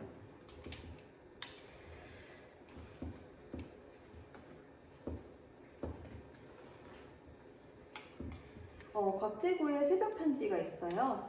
여기 보면은 새벽에 깨어나서 반짝이는 별을 보고 있으면 사랑의 샘이 있을 것만 같대요. 그리고 여기에 고통하는 법 익힐 거라고 했으니까 여기에서 고통하는 법은 긍정이에요. 그러니까 고통이 이제 시마다 긍정일 수도 있고 부정일 수도 있는데 화자는 고통하는 법을 익힐 거래요. 그래야 이제 좀 더 좋은 상황으로 이제 끌고 갈 수 있겠죠. 그걸 이겨내야. 자, 그러면은 반짝이는 별을 보고 있으면 희망의 샘이 있을 것 같아요. 자, 이런 시예요. 자, 그 다음에 오래된 잠버를 보도록 할게요. 이게 주제가 존재의 상대적 의미와 가치예요. 존재는 우리가 서로가 서로를 바라볼 때 사실 다르게 인식할 수 있죠. 우리 인간이 보기에는 파리가 저기 불편해 보인다. 왜 저기에 공중에 떠서 있을까? 자, 근데 파리가 보기에는 인간 너 참 불쌍해 보인다. 이렇게 보는 거예요. 자, 그리고 여기 보면은 여기에서 공간이 나오거든요. 자, 그럼 인간은 여기 지금 누워있을 때요. 여기 파리는 지금 여기에 있어요. 그랬을 때 맨 처음에 인간의 입장이 먼저 나와요. 인간이 파리를 어떻게 인식하냐면은 파리는 인간인 내가 덮고 자는 공간. 여기 인간이 공간을 덮고 잔다라는 표현을 쓰고 있죠. 그 공간을 깔고 잔다. 파리는 깔고 자네요. 천장에 매달려 있는 잠자는 파리 슬프다. 파리 불쌍해 이렇게 생각하죠.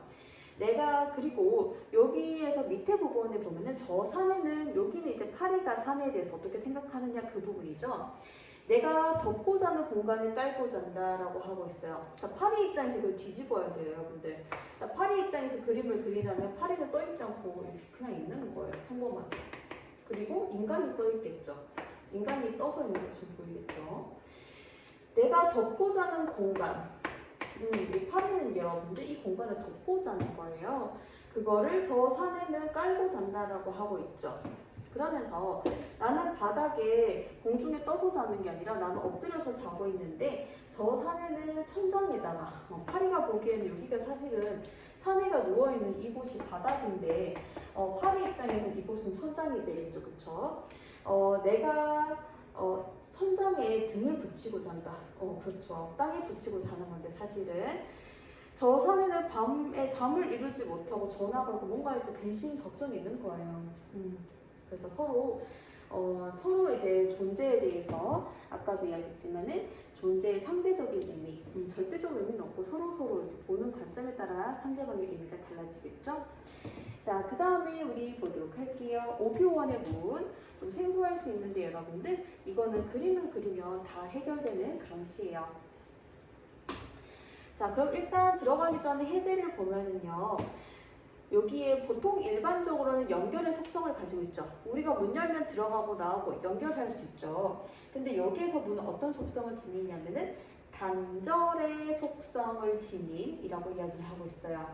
자, 그러면 일반적인 인식을 뒤틀고 있어요. 문에 대한 일반적인 인식은 열렸다 닫혔다 연결되어 있는 건데, 그쵸?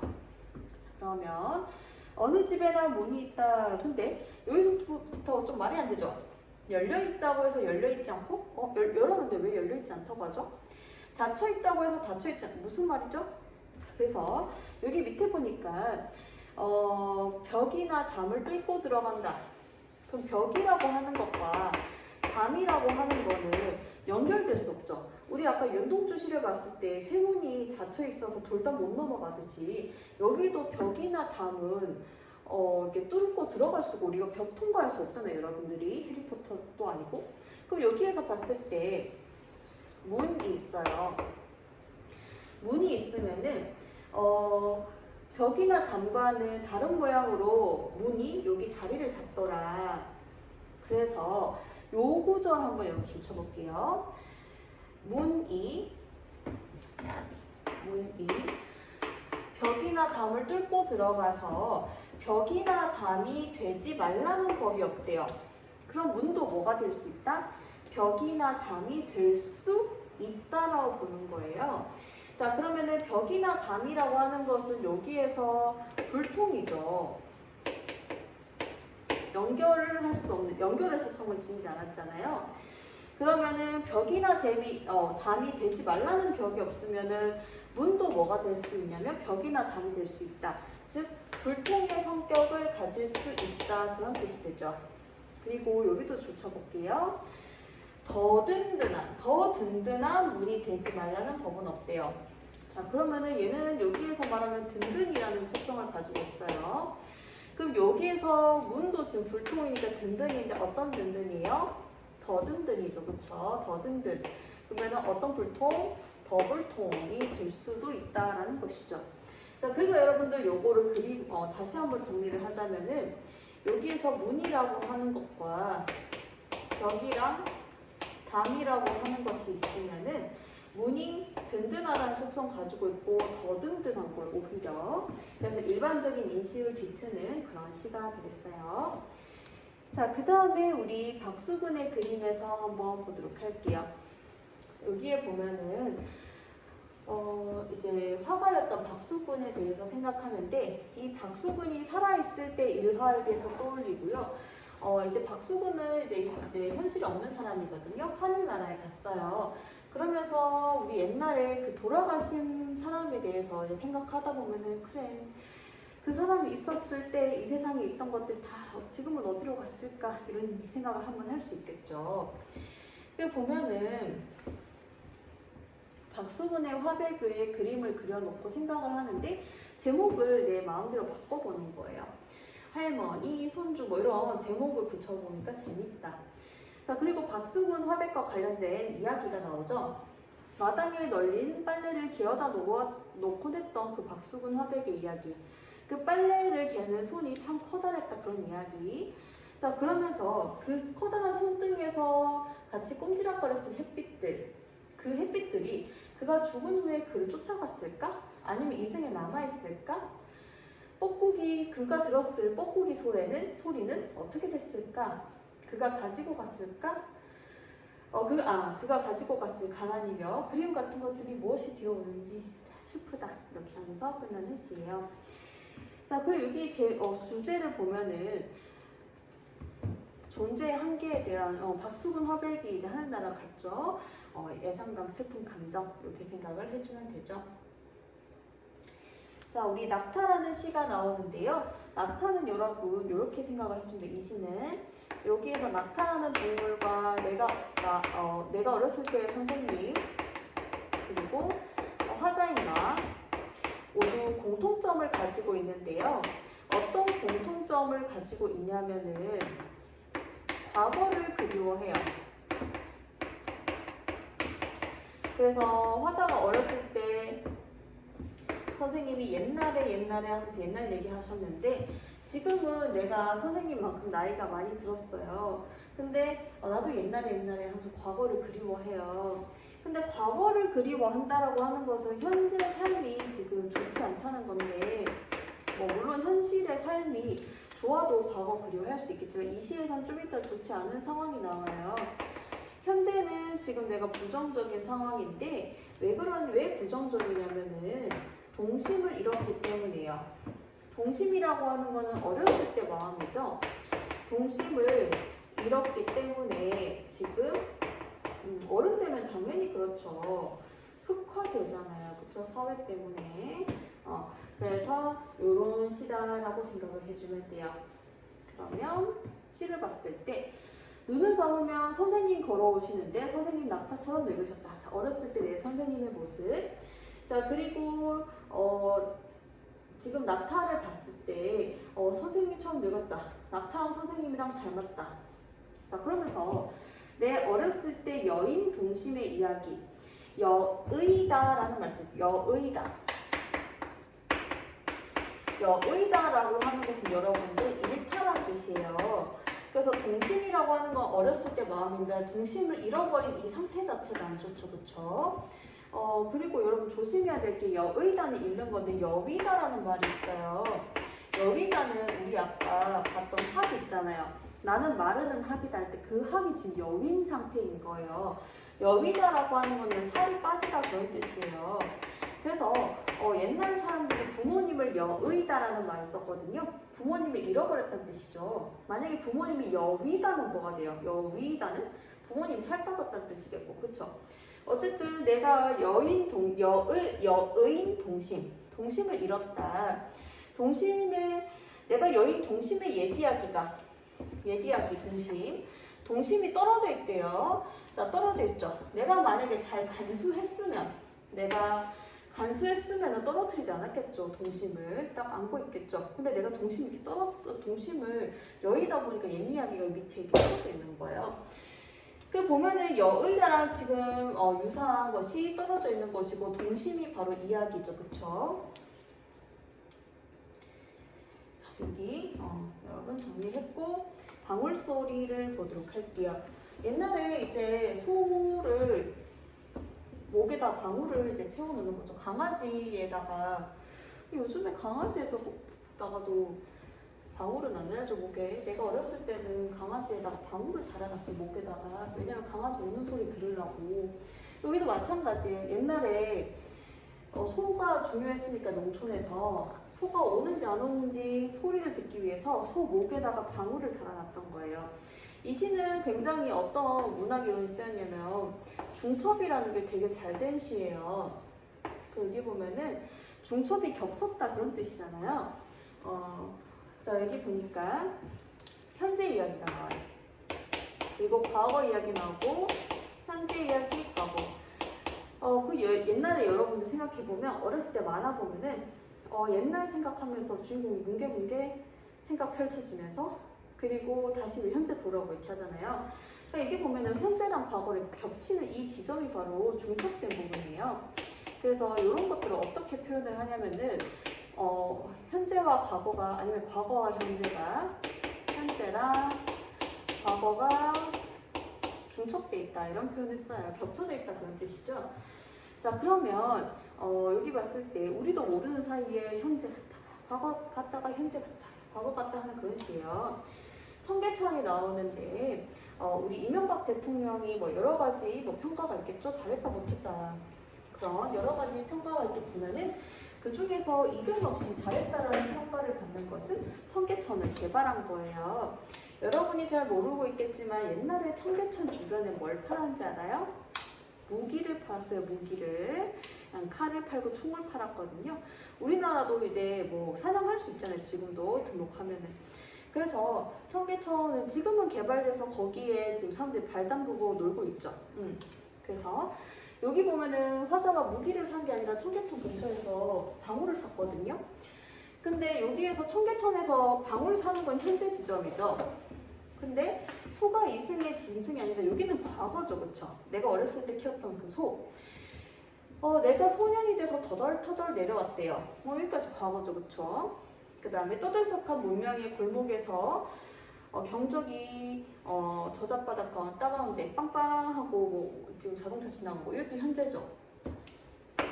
현재, 과거, 현재, 여기 또 과거. 내가 몰고 가는 소의 딸랑이는 방울 소리는 누구 방에 들릴까 말까, 우리 누나에게 들릴까 말까 이렇게 하면서 끝나는 그런 시예요. 그 다음에 우리 김춘수의 능금 보도록 할게요. 자, 능금이라고 하는 것은 사과보다 약간 작은 사과를 계량한 거. 자, 그러면은 여기에서 능금이라고 하는 존재는 단순한 자연물이 아니라 내면 세계를 지닌 존재예요. 그리고 얘가 맨 처음에 결핍 단계였다가 나중에 어떻게 되냐면은 성숙해지거든요. 어떻게 했길래? 자연의 섭리에 순응해서 결핍에서 성숙 단계로 나아가는 그런 능금이에요. 얘가 결핍 단계였죠. 그리고 얘가 성숙해지죠. 왜요?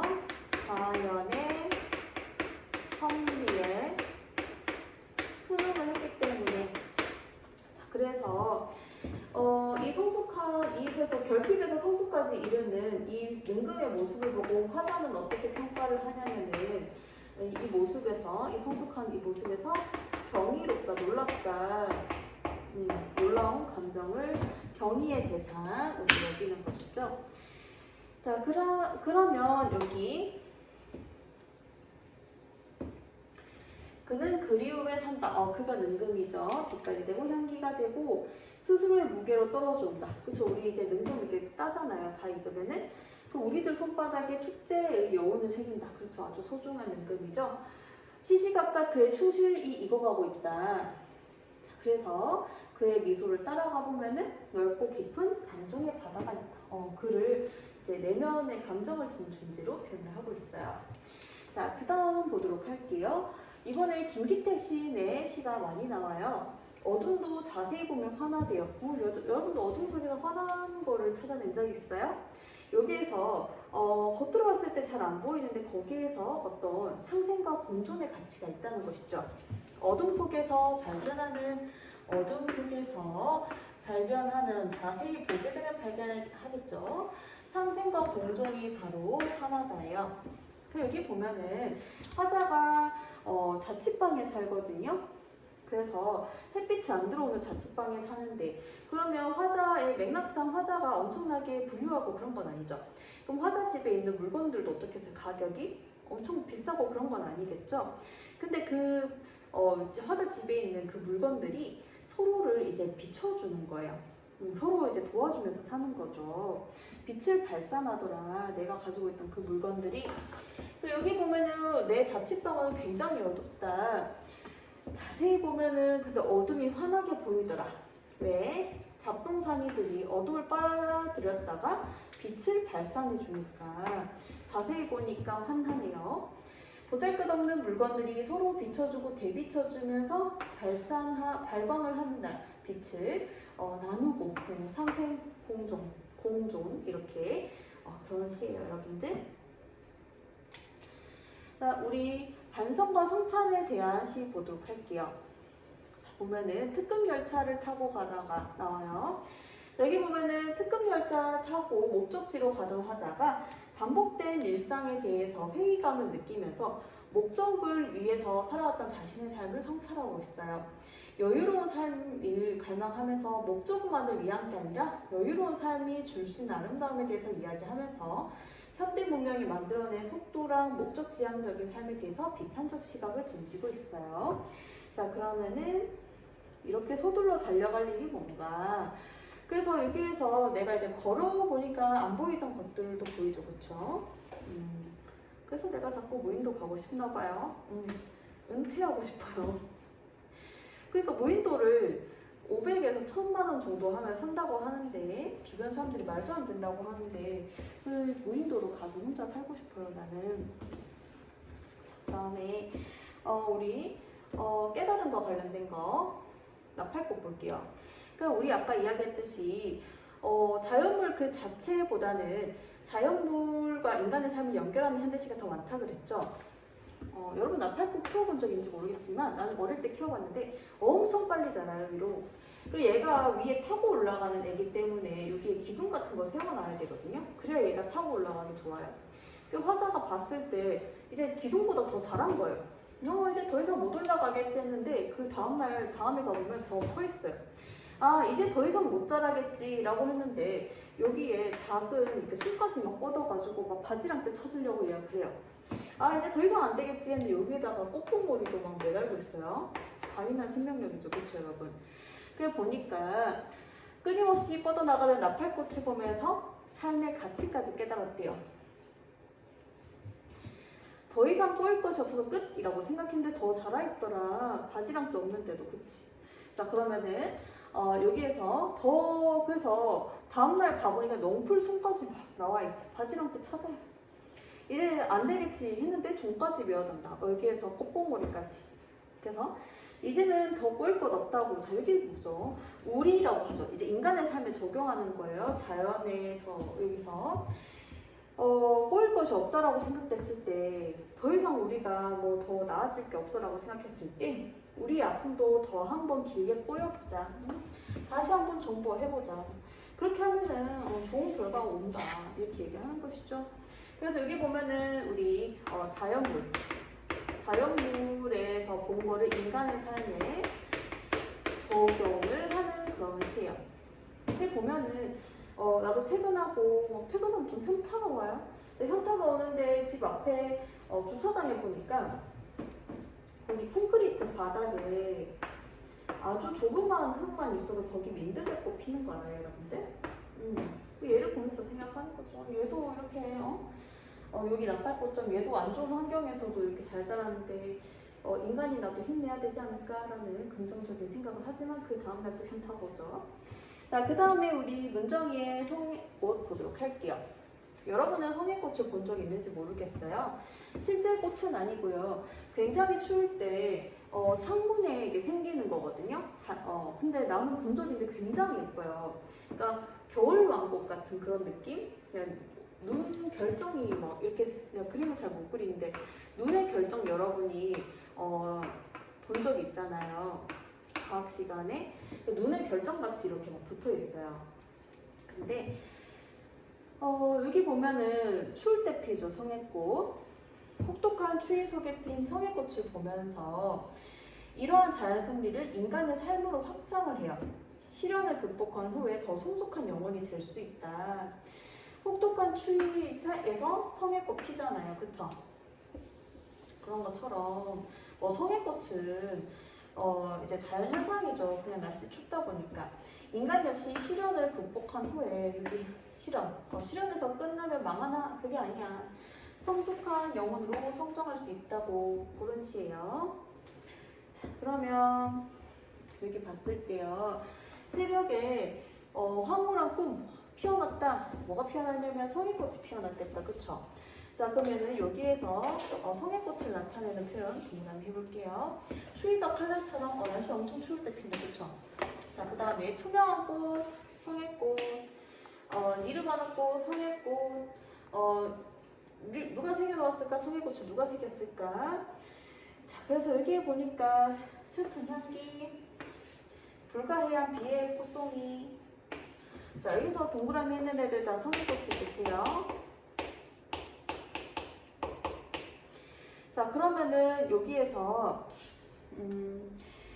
우리 인간의 삶과도 연관된다 그랬잖아요. 가혹한 보통 사람도 그렇지. 여기 인간의 삶에 적용하죠. 고통의 밤. 근데 그것이 이제 끝나게 되면은 좋은 결과가 오죠. 부드러운 꿈이 일어선다.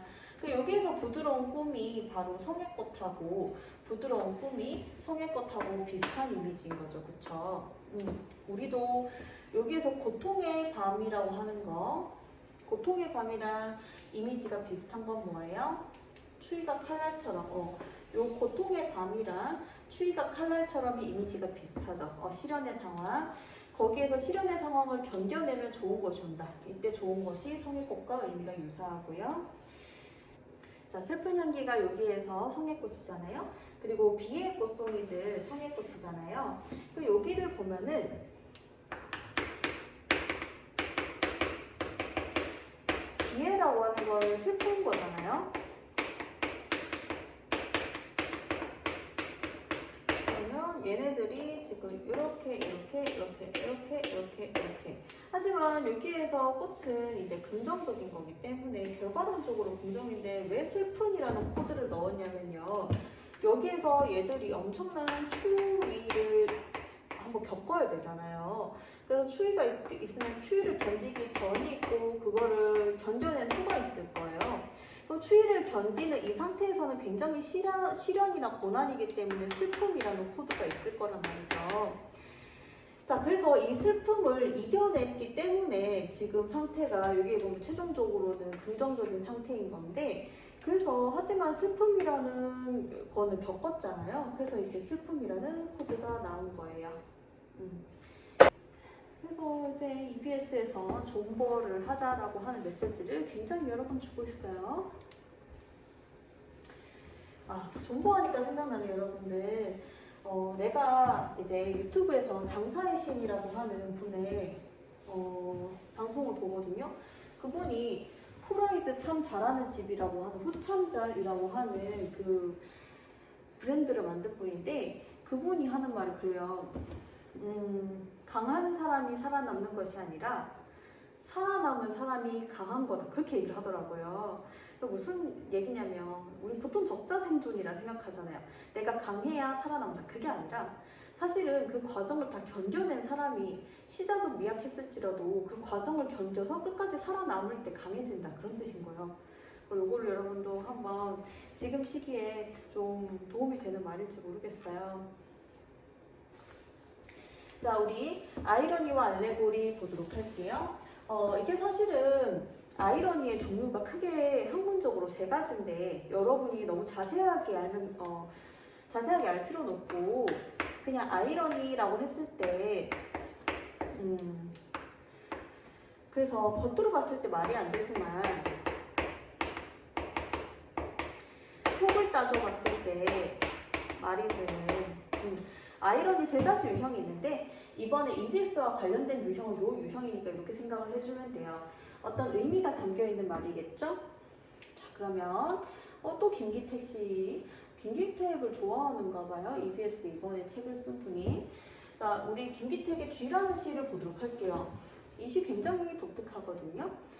자, 여기에 보면은 물질 문명에 매몰된 인간이 나오죠. 자, 그러면은 물질 문명에 매몰된 인간, 물질 문명이라고 하는 것은 사실 우리에게 편리함도 주잖아요. 근데 사실은 불편함을 줄 수도 있죠. 왜냐면 자동차 있죠, 여러분들. 자동차가 만들어진 이후에 사망률이 급증했어요. 그래서 그런 거 보면은 물질 문명이라고 해서 다 좋은 것만은 아니라는 거. 자, 그래서 여기에 보면은 참을 수 없는 욕망에 이끌려서 파멸의 길로 갈 수밖에 없는 쥐.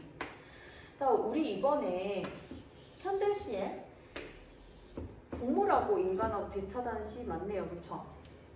여기에서 쥐는 그냥 쥐가 아니라 인간. 그래서 여기에도 쥐 보면은 파멸의 길로 가고 있죠? 여기에 쥐가 숨어 있거든요. 잡히지 않기 위해서. 그러다 배가 고프잖아요. 그래서 밤에 이제 사람들 다 잘 때 밥 먹으러 가는데 여기에 쥐약이 붙어 있어요. 쥐를 죽이는 약이죠. 근데 향기로운 쥐약이 붙어 있는 밥알. 자, 그럼 여러분 밥알 요게 향기로운이라는 건 긍정이죠. 얘가 참 밥알을 먹고 싶었을 거 아니에요. 배고프니까. 근데 쥐약이 붙어 있다. 쥐약은 얘를 죽이는 거잖아요. 이게 역선인 거예요, 여러분들. 이게 긍정적인 말하고 부정적인 말이 동시에 어떤 하나의 시어를 수식하고 있죠. 그 다음에 식욕이라고 하고 있어요. 근데 황홀하다. 배고픈 거를 없애주니까 황홀한데 불안한. 그쵸. 이게 얘를 죽이는 거니까. 요것도 역설인 거예요. 그 얘는 결국 죽겠죠. 이거 먹으면은. 현대인도 마찬가지예요. 현대인이 뭐 현대문명 좋아. 처음에는 막 그거 좋다라고 하겠지만 나중에 현대인에 대해서 부정적인 영향 끼칠 수도 있잖아요. 자, 이제 그래서 제목 주제도 보면은 욕망에 빠져서 생명력을 잃는 쥐와 같은 현대인. 물질 문명에 빠져 사는 현대인. 이렇게 생각을 해주시면 돼요.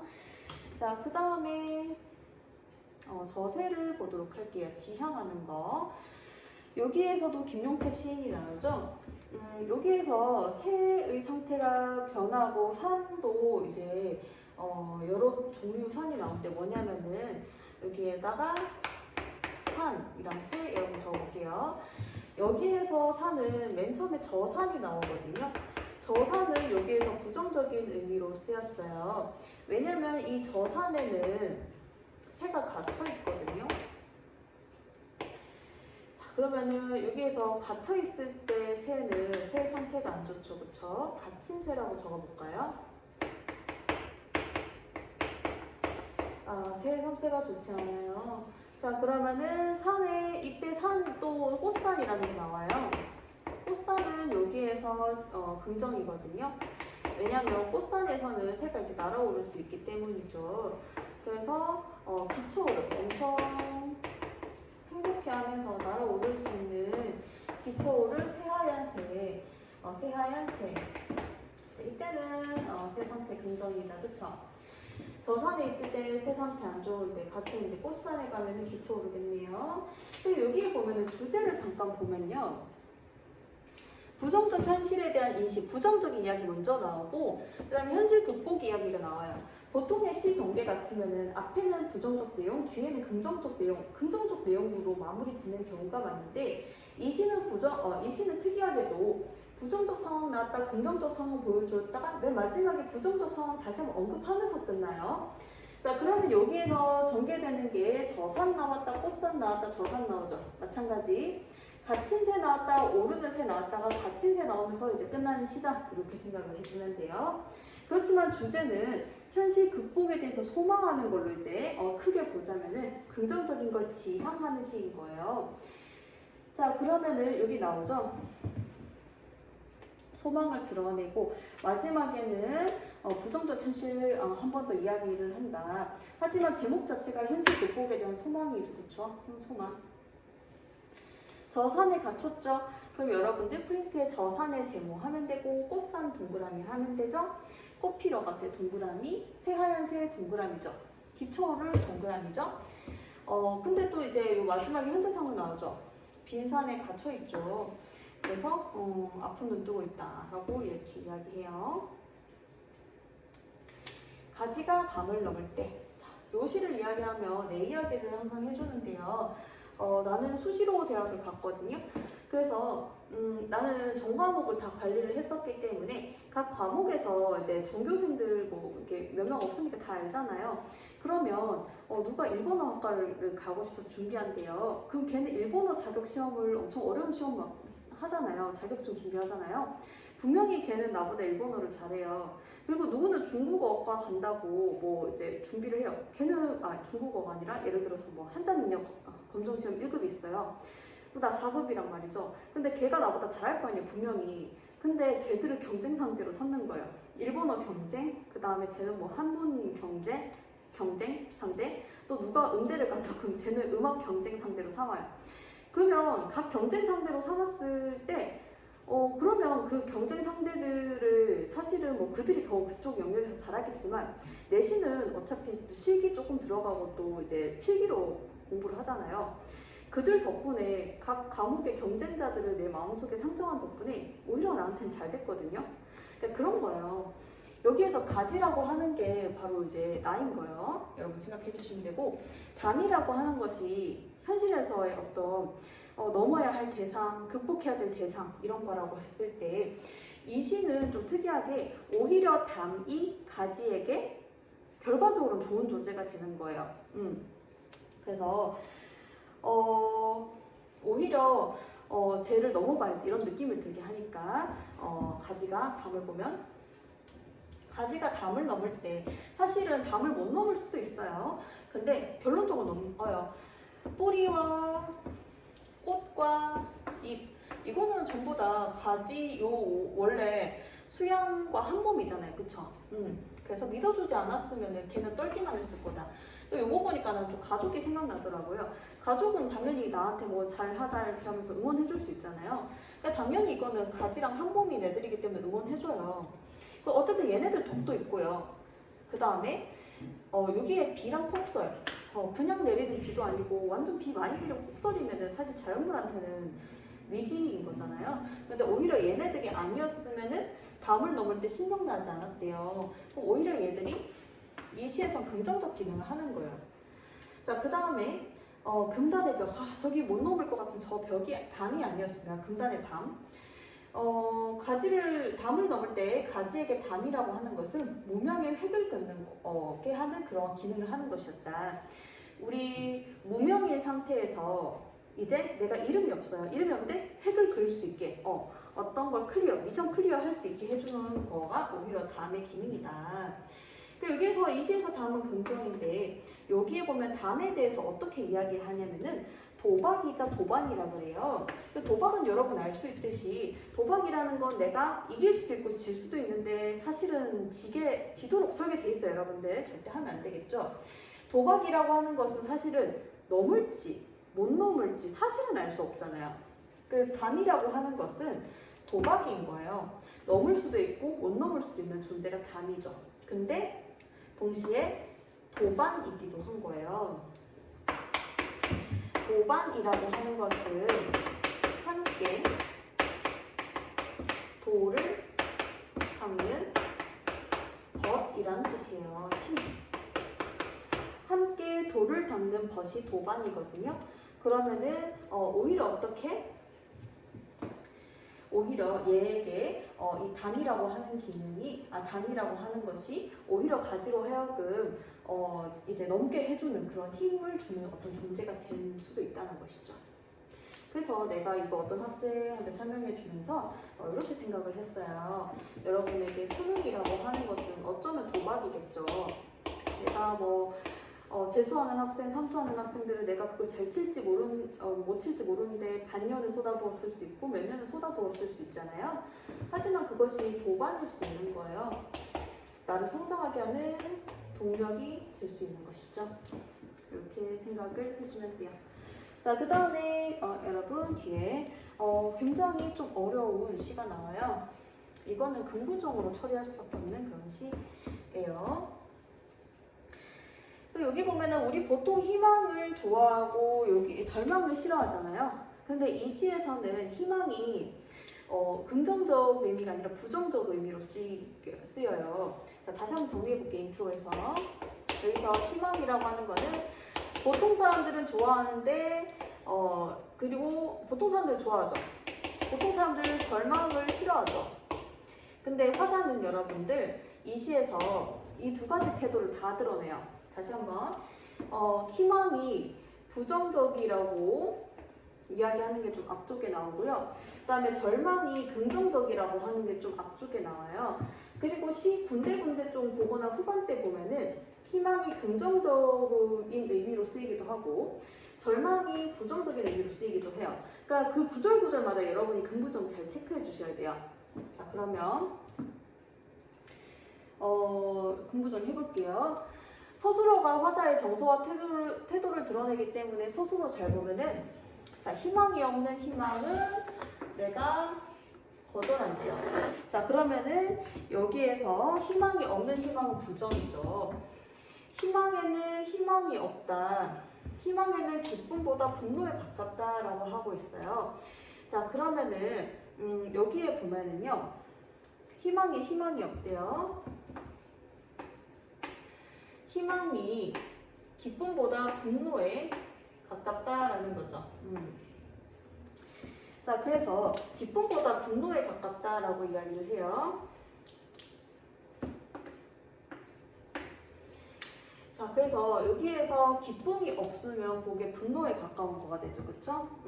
그래서 분노에 가깝다. 자, 그 다음에 밑에 보면은 나는 절망을 통하여 희망을 가졌을 뿐이라고 하고 있어요. 그러면은 절망을 통해서 희망을 가지는 거, 여기에서 절망이 긍정적 기능을 하는 거예요. 근데 희망을 통하여 희망을 가져본 적이 없다라고 하고 있죠.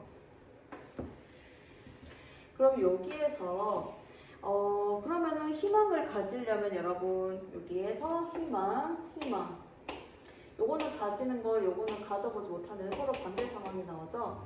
자, 그러면은 절망을 가져야 여기에서 긍정적 기능을 하죠. 그럼 여기에서 희망은 여기에서 절망을 통하여랑 희망을 통하여는 서로 반대되는 말이잖아요. 그쵸?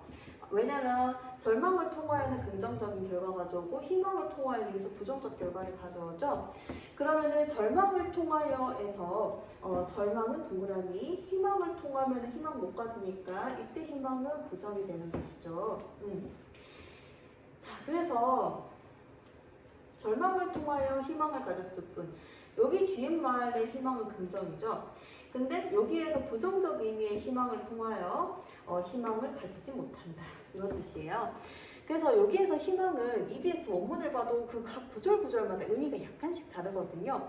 그러니까 여기에서 부정적인 의미의 희망은 뭐냐면은 나 그걸 원해 이래놓고 별다른 노력을 안 한다거나 나 그걸 원해 이러면서도 사실은 간절하지가 않다거나 노력을 안 한다거나 그런 희망. 그런 희망은 부정이죠. 그쵸? 하지만 정말 간절하고 이루고 싶고 그런 희망은 긍정이죠. 그래서 긍부정이 자꾸 바뀌는 거예요. 자, 그래서 절망이 없는 희망은 거절한다. 자, 거절 대상이니까 절망이 없는 희망은 부정이죠. 그러면은 여기서 절망이 있는 희망은 긍정이겠네요. 그쵸? 희망은 절망이 있기 때문에 희망이 될 수 있다. 여기서 희망 긍정이고, 희망이 절망이 있는 상태는 긍정이죠, 그렇죠? 여기서 절망이 동그라미 의미로 쓰이고 있어요. 그래서 없는이랑 있는 반대가 된다, 그렇죠?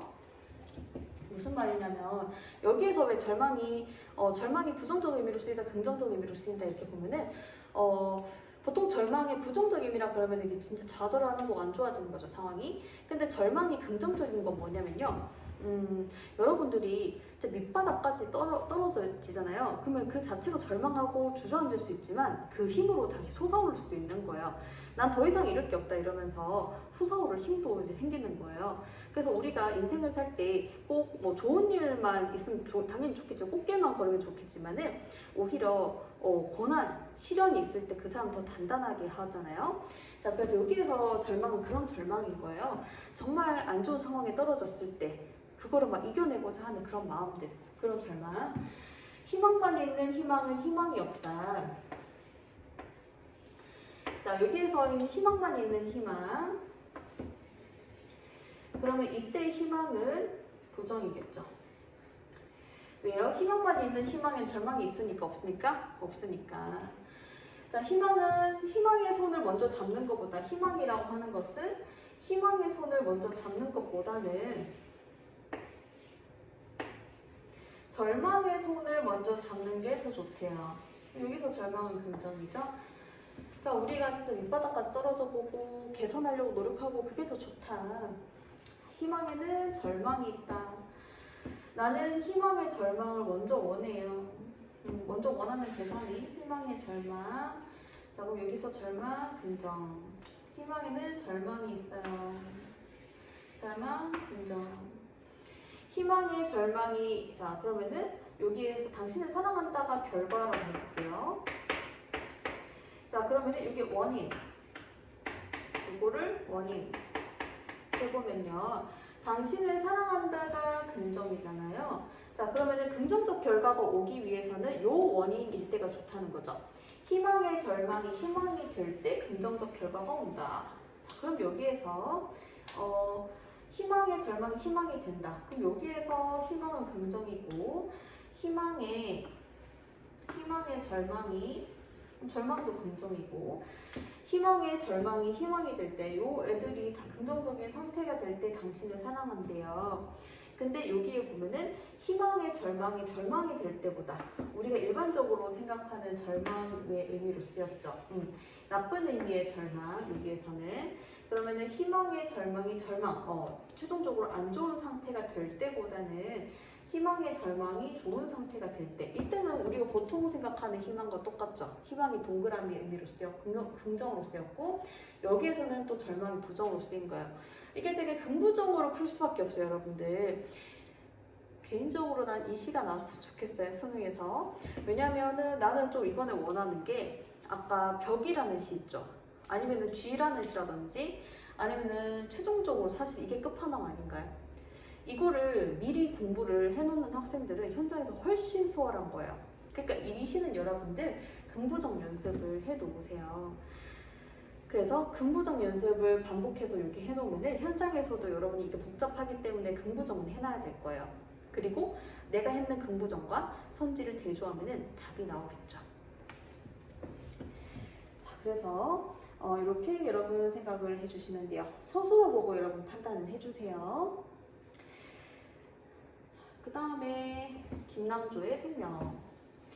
우리 보통 생명 그러면 되게 고귀한 거 이렇게 생각하는데 이러한 생명조차도 굉장히 어려운 상황을 극복해야 올 수 있다. 이런 시예요. 생명은 추운몸으로 와요. 그래서 여기에서 아까 해제 부분에 보면은 혹독한 시련을 통해 완성되는 생명의 속성이라고 하고 있어요. 자, 그러면 혹독한 시련을 겪어야 완성되는 거죠. 그래서 여기 혹독한 시련을 피할 것이 아니라 그것을 이겨내야 돼요, 이 시에서. 생명은 추운 몸으로 온다. 고귀한 생명이 안 좋은 상태로 오네요. 생명의 어머니라는 긍정적 존재도 안 좋은 상태로 오는 거다. 팩트 좋잖아요. 걔가 안 좋은 상태로 온다. 그러면은 그렇지, 이렇게 해볼까 그냥? 얘도 안 좋은 상태로 온다. 겨울나무 보라라고 하였으니 긍정. 추위 여기에서 부정이었잖아요. 추위에 면도날로 세모. 제 몸을 다듬는다. 근데 긍정적 대상이 하는 거는 다 긍정으로 해석해 주면 되죠. 현대식 고전 시간에서. 무슨 말이에요? 자해를 하나요? 아니요. 여기 보면 아무리 안 좋은 것일지라도 자기 몸을 갈고 닦는 데 쓰면 좋은 결과가 온다. 그런 뜻이죠. 그래서 금가고 일그러지 띵 자체는 좋은데 띵의 상태가 좋다. 얘를 사랑해줘야 되는데 사랑할 줄 모르는 이는 친구 좋은데 친구가 아니야. 자, 살 자체는 좋은데 살의 상태가 안 좋다. 해 딛고 입을 맞추어야 하는데 입을 맞출 줄 모르면 그런 사람은 친구가 아니래요. 자, 그 다음에 생명은 추운 몸으로 다시 한번 이야기하죠. 한방 눈송이라고 하는 건 추울 때 오는 거잖아요. 그쵸? 그래서 이런 생명과 생명의 어머니라는 아주 고귀한 존재들도 부정적 상태를 다 견뎌서 오는 거잖아요. 그렇게 자꾸 힘든 상황을 여러분 이겨내라고 EBS에서 얘기를 하고 있죠. 그 다음에 사느님. 주어진 삶을 긍정적으로 받아들이는 자세. 그래서 삶의 길을 여정으로 여행 과정으로 이야기하면서 길을 걷다 보면 굽은 길도 나올 수 있고 고든 길도 나올 수 있겠죠. 꽃길도 걸었다가 가시밭길도 걸었다 하잖아요. 자, 근데 시련이 있을 수도 있고 자, 굽었다 보면 구불구불 가는 길을 운전하기 힘들다. 그렇죠? 고든 길을 운전하기 쉽잖아요. 자, 그래서 예상하지 못한 일이 있어도 거기에서 발견할 수 있는 아름다움이 있다는 거예요. 예상하지 못한 일이 무조건 부정적으로만 쓰이는 게 아니라 오히려 아름다움을 느낄 수 있다는 거예요. 그러니까 맥락상 이 구분길이라는 게 예상하지 못한 일에 가깝고 그 다음에 여기에서 아름다움과 가치라고 하는 것이 여기서 또 오히려 긍정적으로 작용할 수 있다. 이제 그런 뜻으로 보면 되겠죠. 자, 오늘 하루도 잘 살았다. 근데 여기 보니까 뭐 차가 일찍 떠나서 내가 그걸 못 타가지고 걷기도 했는데 걷는 거 내가 이제 뭐 계획했던 그런 일은 아니지만 거기에 맞춰서 또 이제 지내고 있죠. 오늘 하루도 이렇게 잘 살았다라고 하면서 이야기를 해요. 그래서 구분길은 아까도 봤지만 다시 한번 적자면 구분길은 곧 인생에 있어서는 고단함과 관련돼 있죠. 고단함. 자, 그리고 고든길이라고 하는 것은 편안함. 고든길은 편안함. 자, 그 다음에 우리 무화과라는 거 볼게요. 난 친구를 만나면 이제 대학교를 안 간 친구도 있을 수 있잖아요. 자, 근데 그런 친구들은 사실은 나보다는 이제 그 사회생활을 일찍 시작했기 때문에 같은 나이일지라도 좀 더 어른 같은 느낌이 있거든요. 마찬가지예요. 여기에서 화자는 어렸을 때 충분히 부모에게 이렇게 케어받고 이런 게 아니라 좀 빨리 성숙해야 되고 빨리 자립하고 이렇게 살아야 됐던 사람인 거예요. 그러다 보니까 가슴에 한이 더 많은 거예요.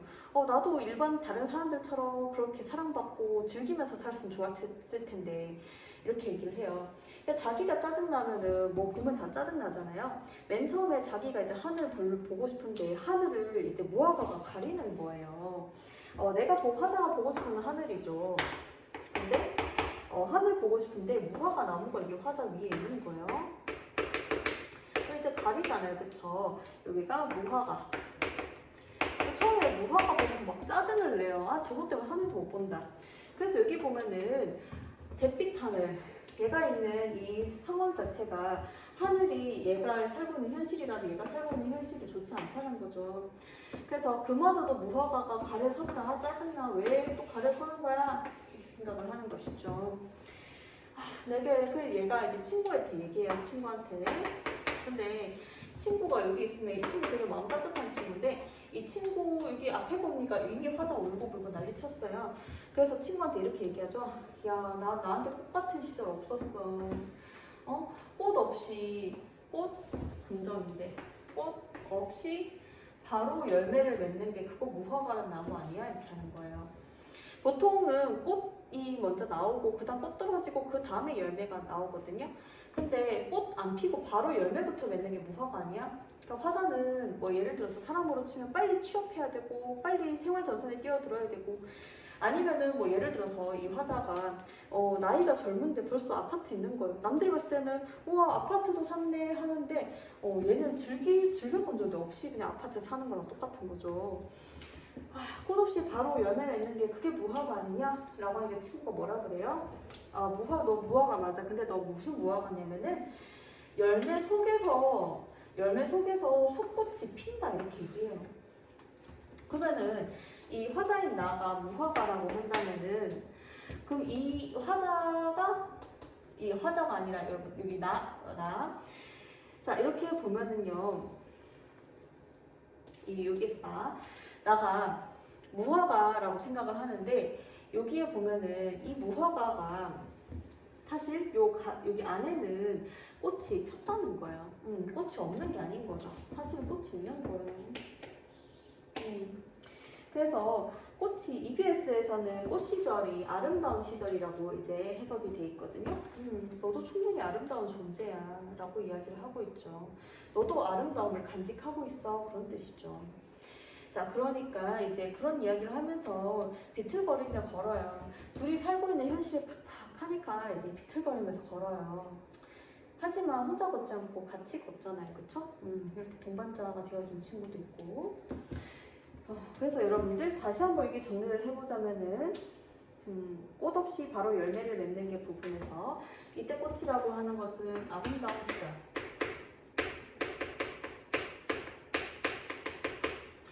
자, 그리고 여기에서 속꽃이 핀다라고 했을 때 그 안에는 속이라고 하는 것은 그 안에는 그 다음에 꽃이라고 하는 것이 아름다움이죠. 아름다움을 간직했다 그런 뜻이죠. 자, 그러고 여러분들 인생에 있어서 내 곁에 있어준 친구 한 명만 있어도 되게 잘 산 인생이라고 하거든요. 보통 보면은 이제 20대 후반이 될 때 어렸을 때 친구랑 좀 많이 이렇게 멀어지고 해서 친구 정리가 돼요. 이제 뭐 결혼하는 친구가 있는데 청첩장을 보냈는데 내가 굳이 이 친구랑 계속 인연을 이어나가고 싶지 않으면은 가지 않는 거죠, 결혼식을.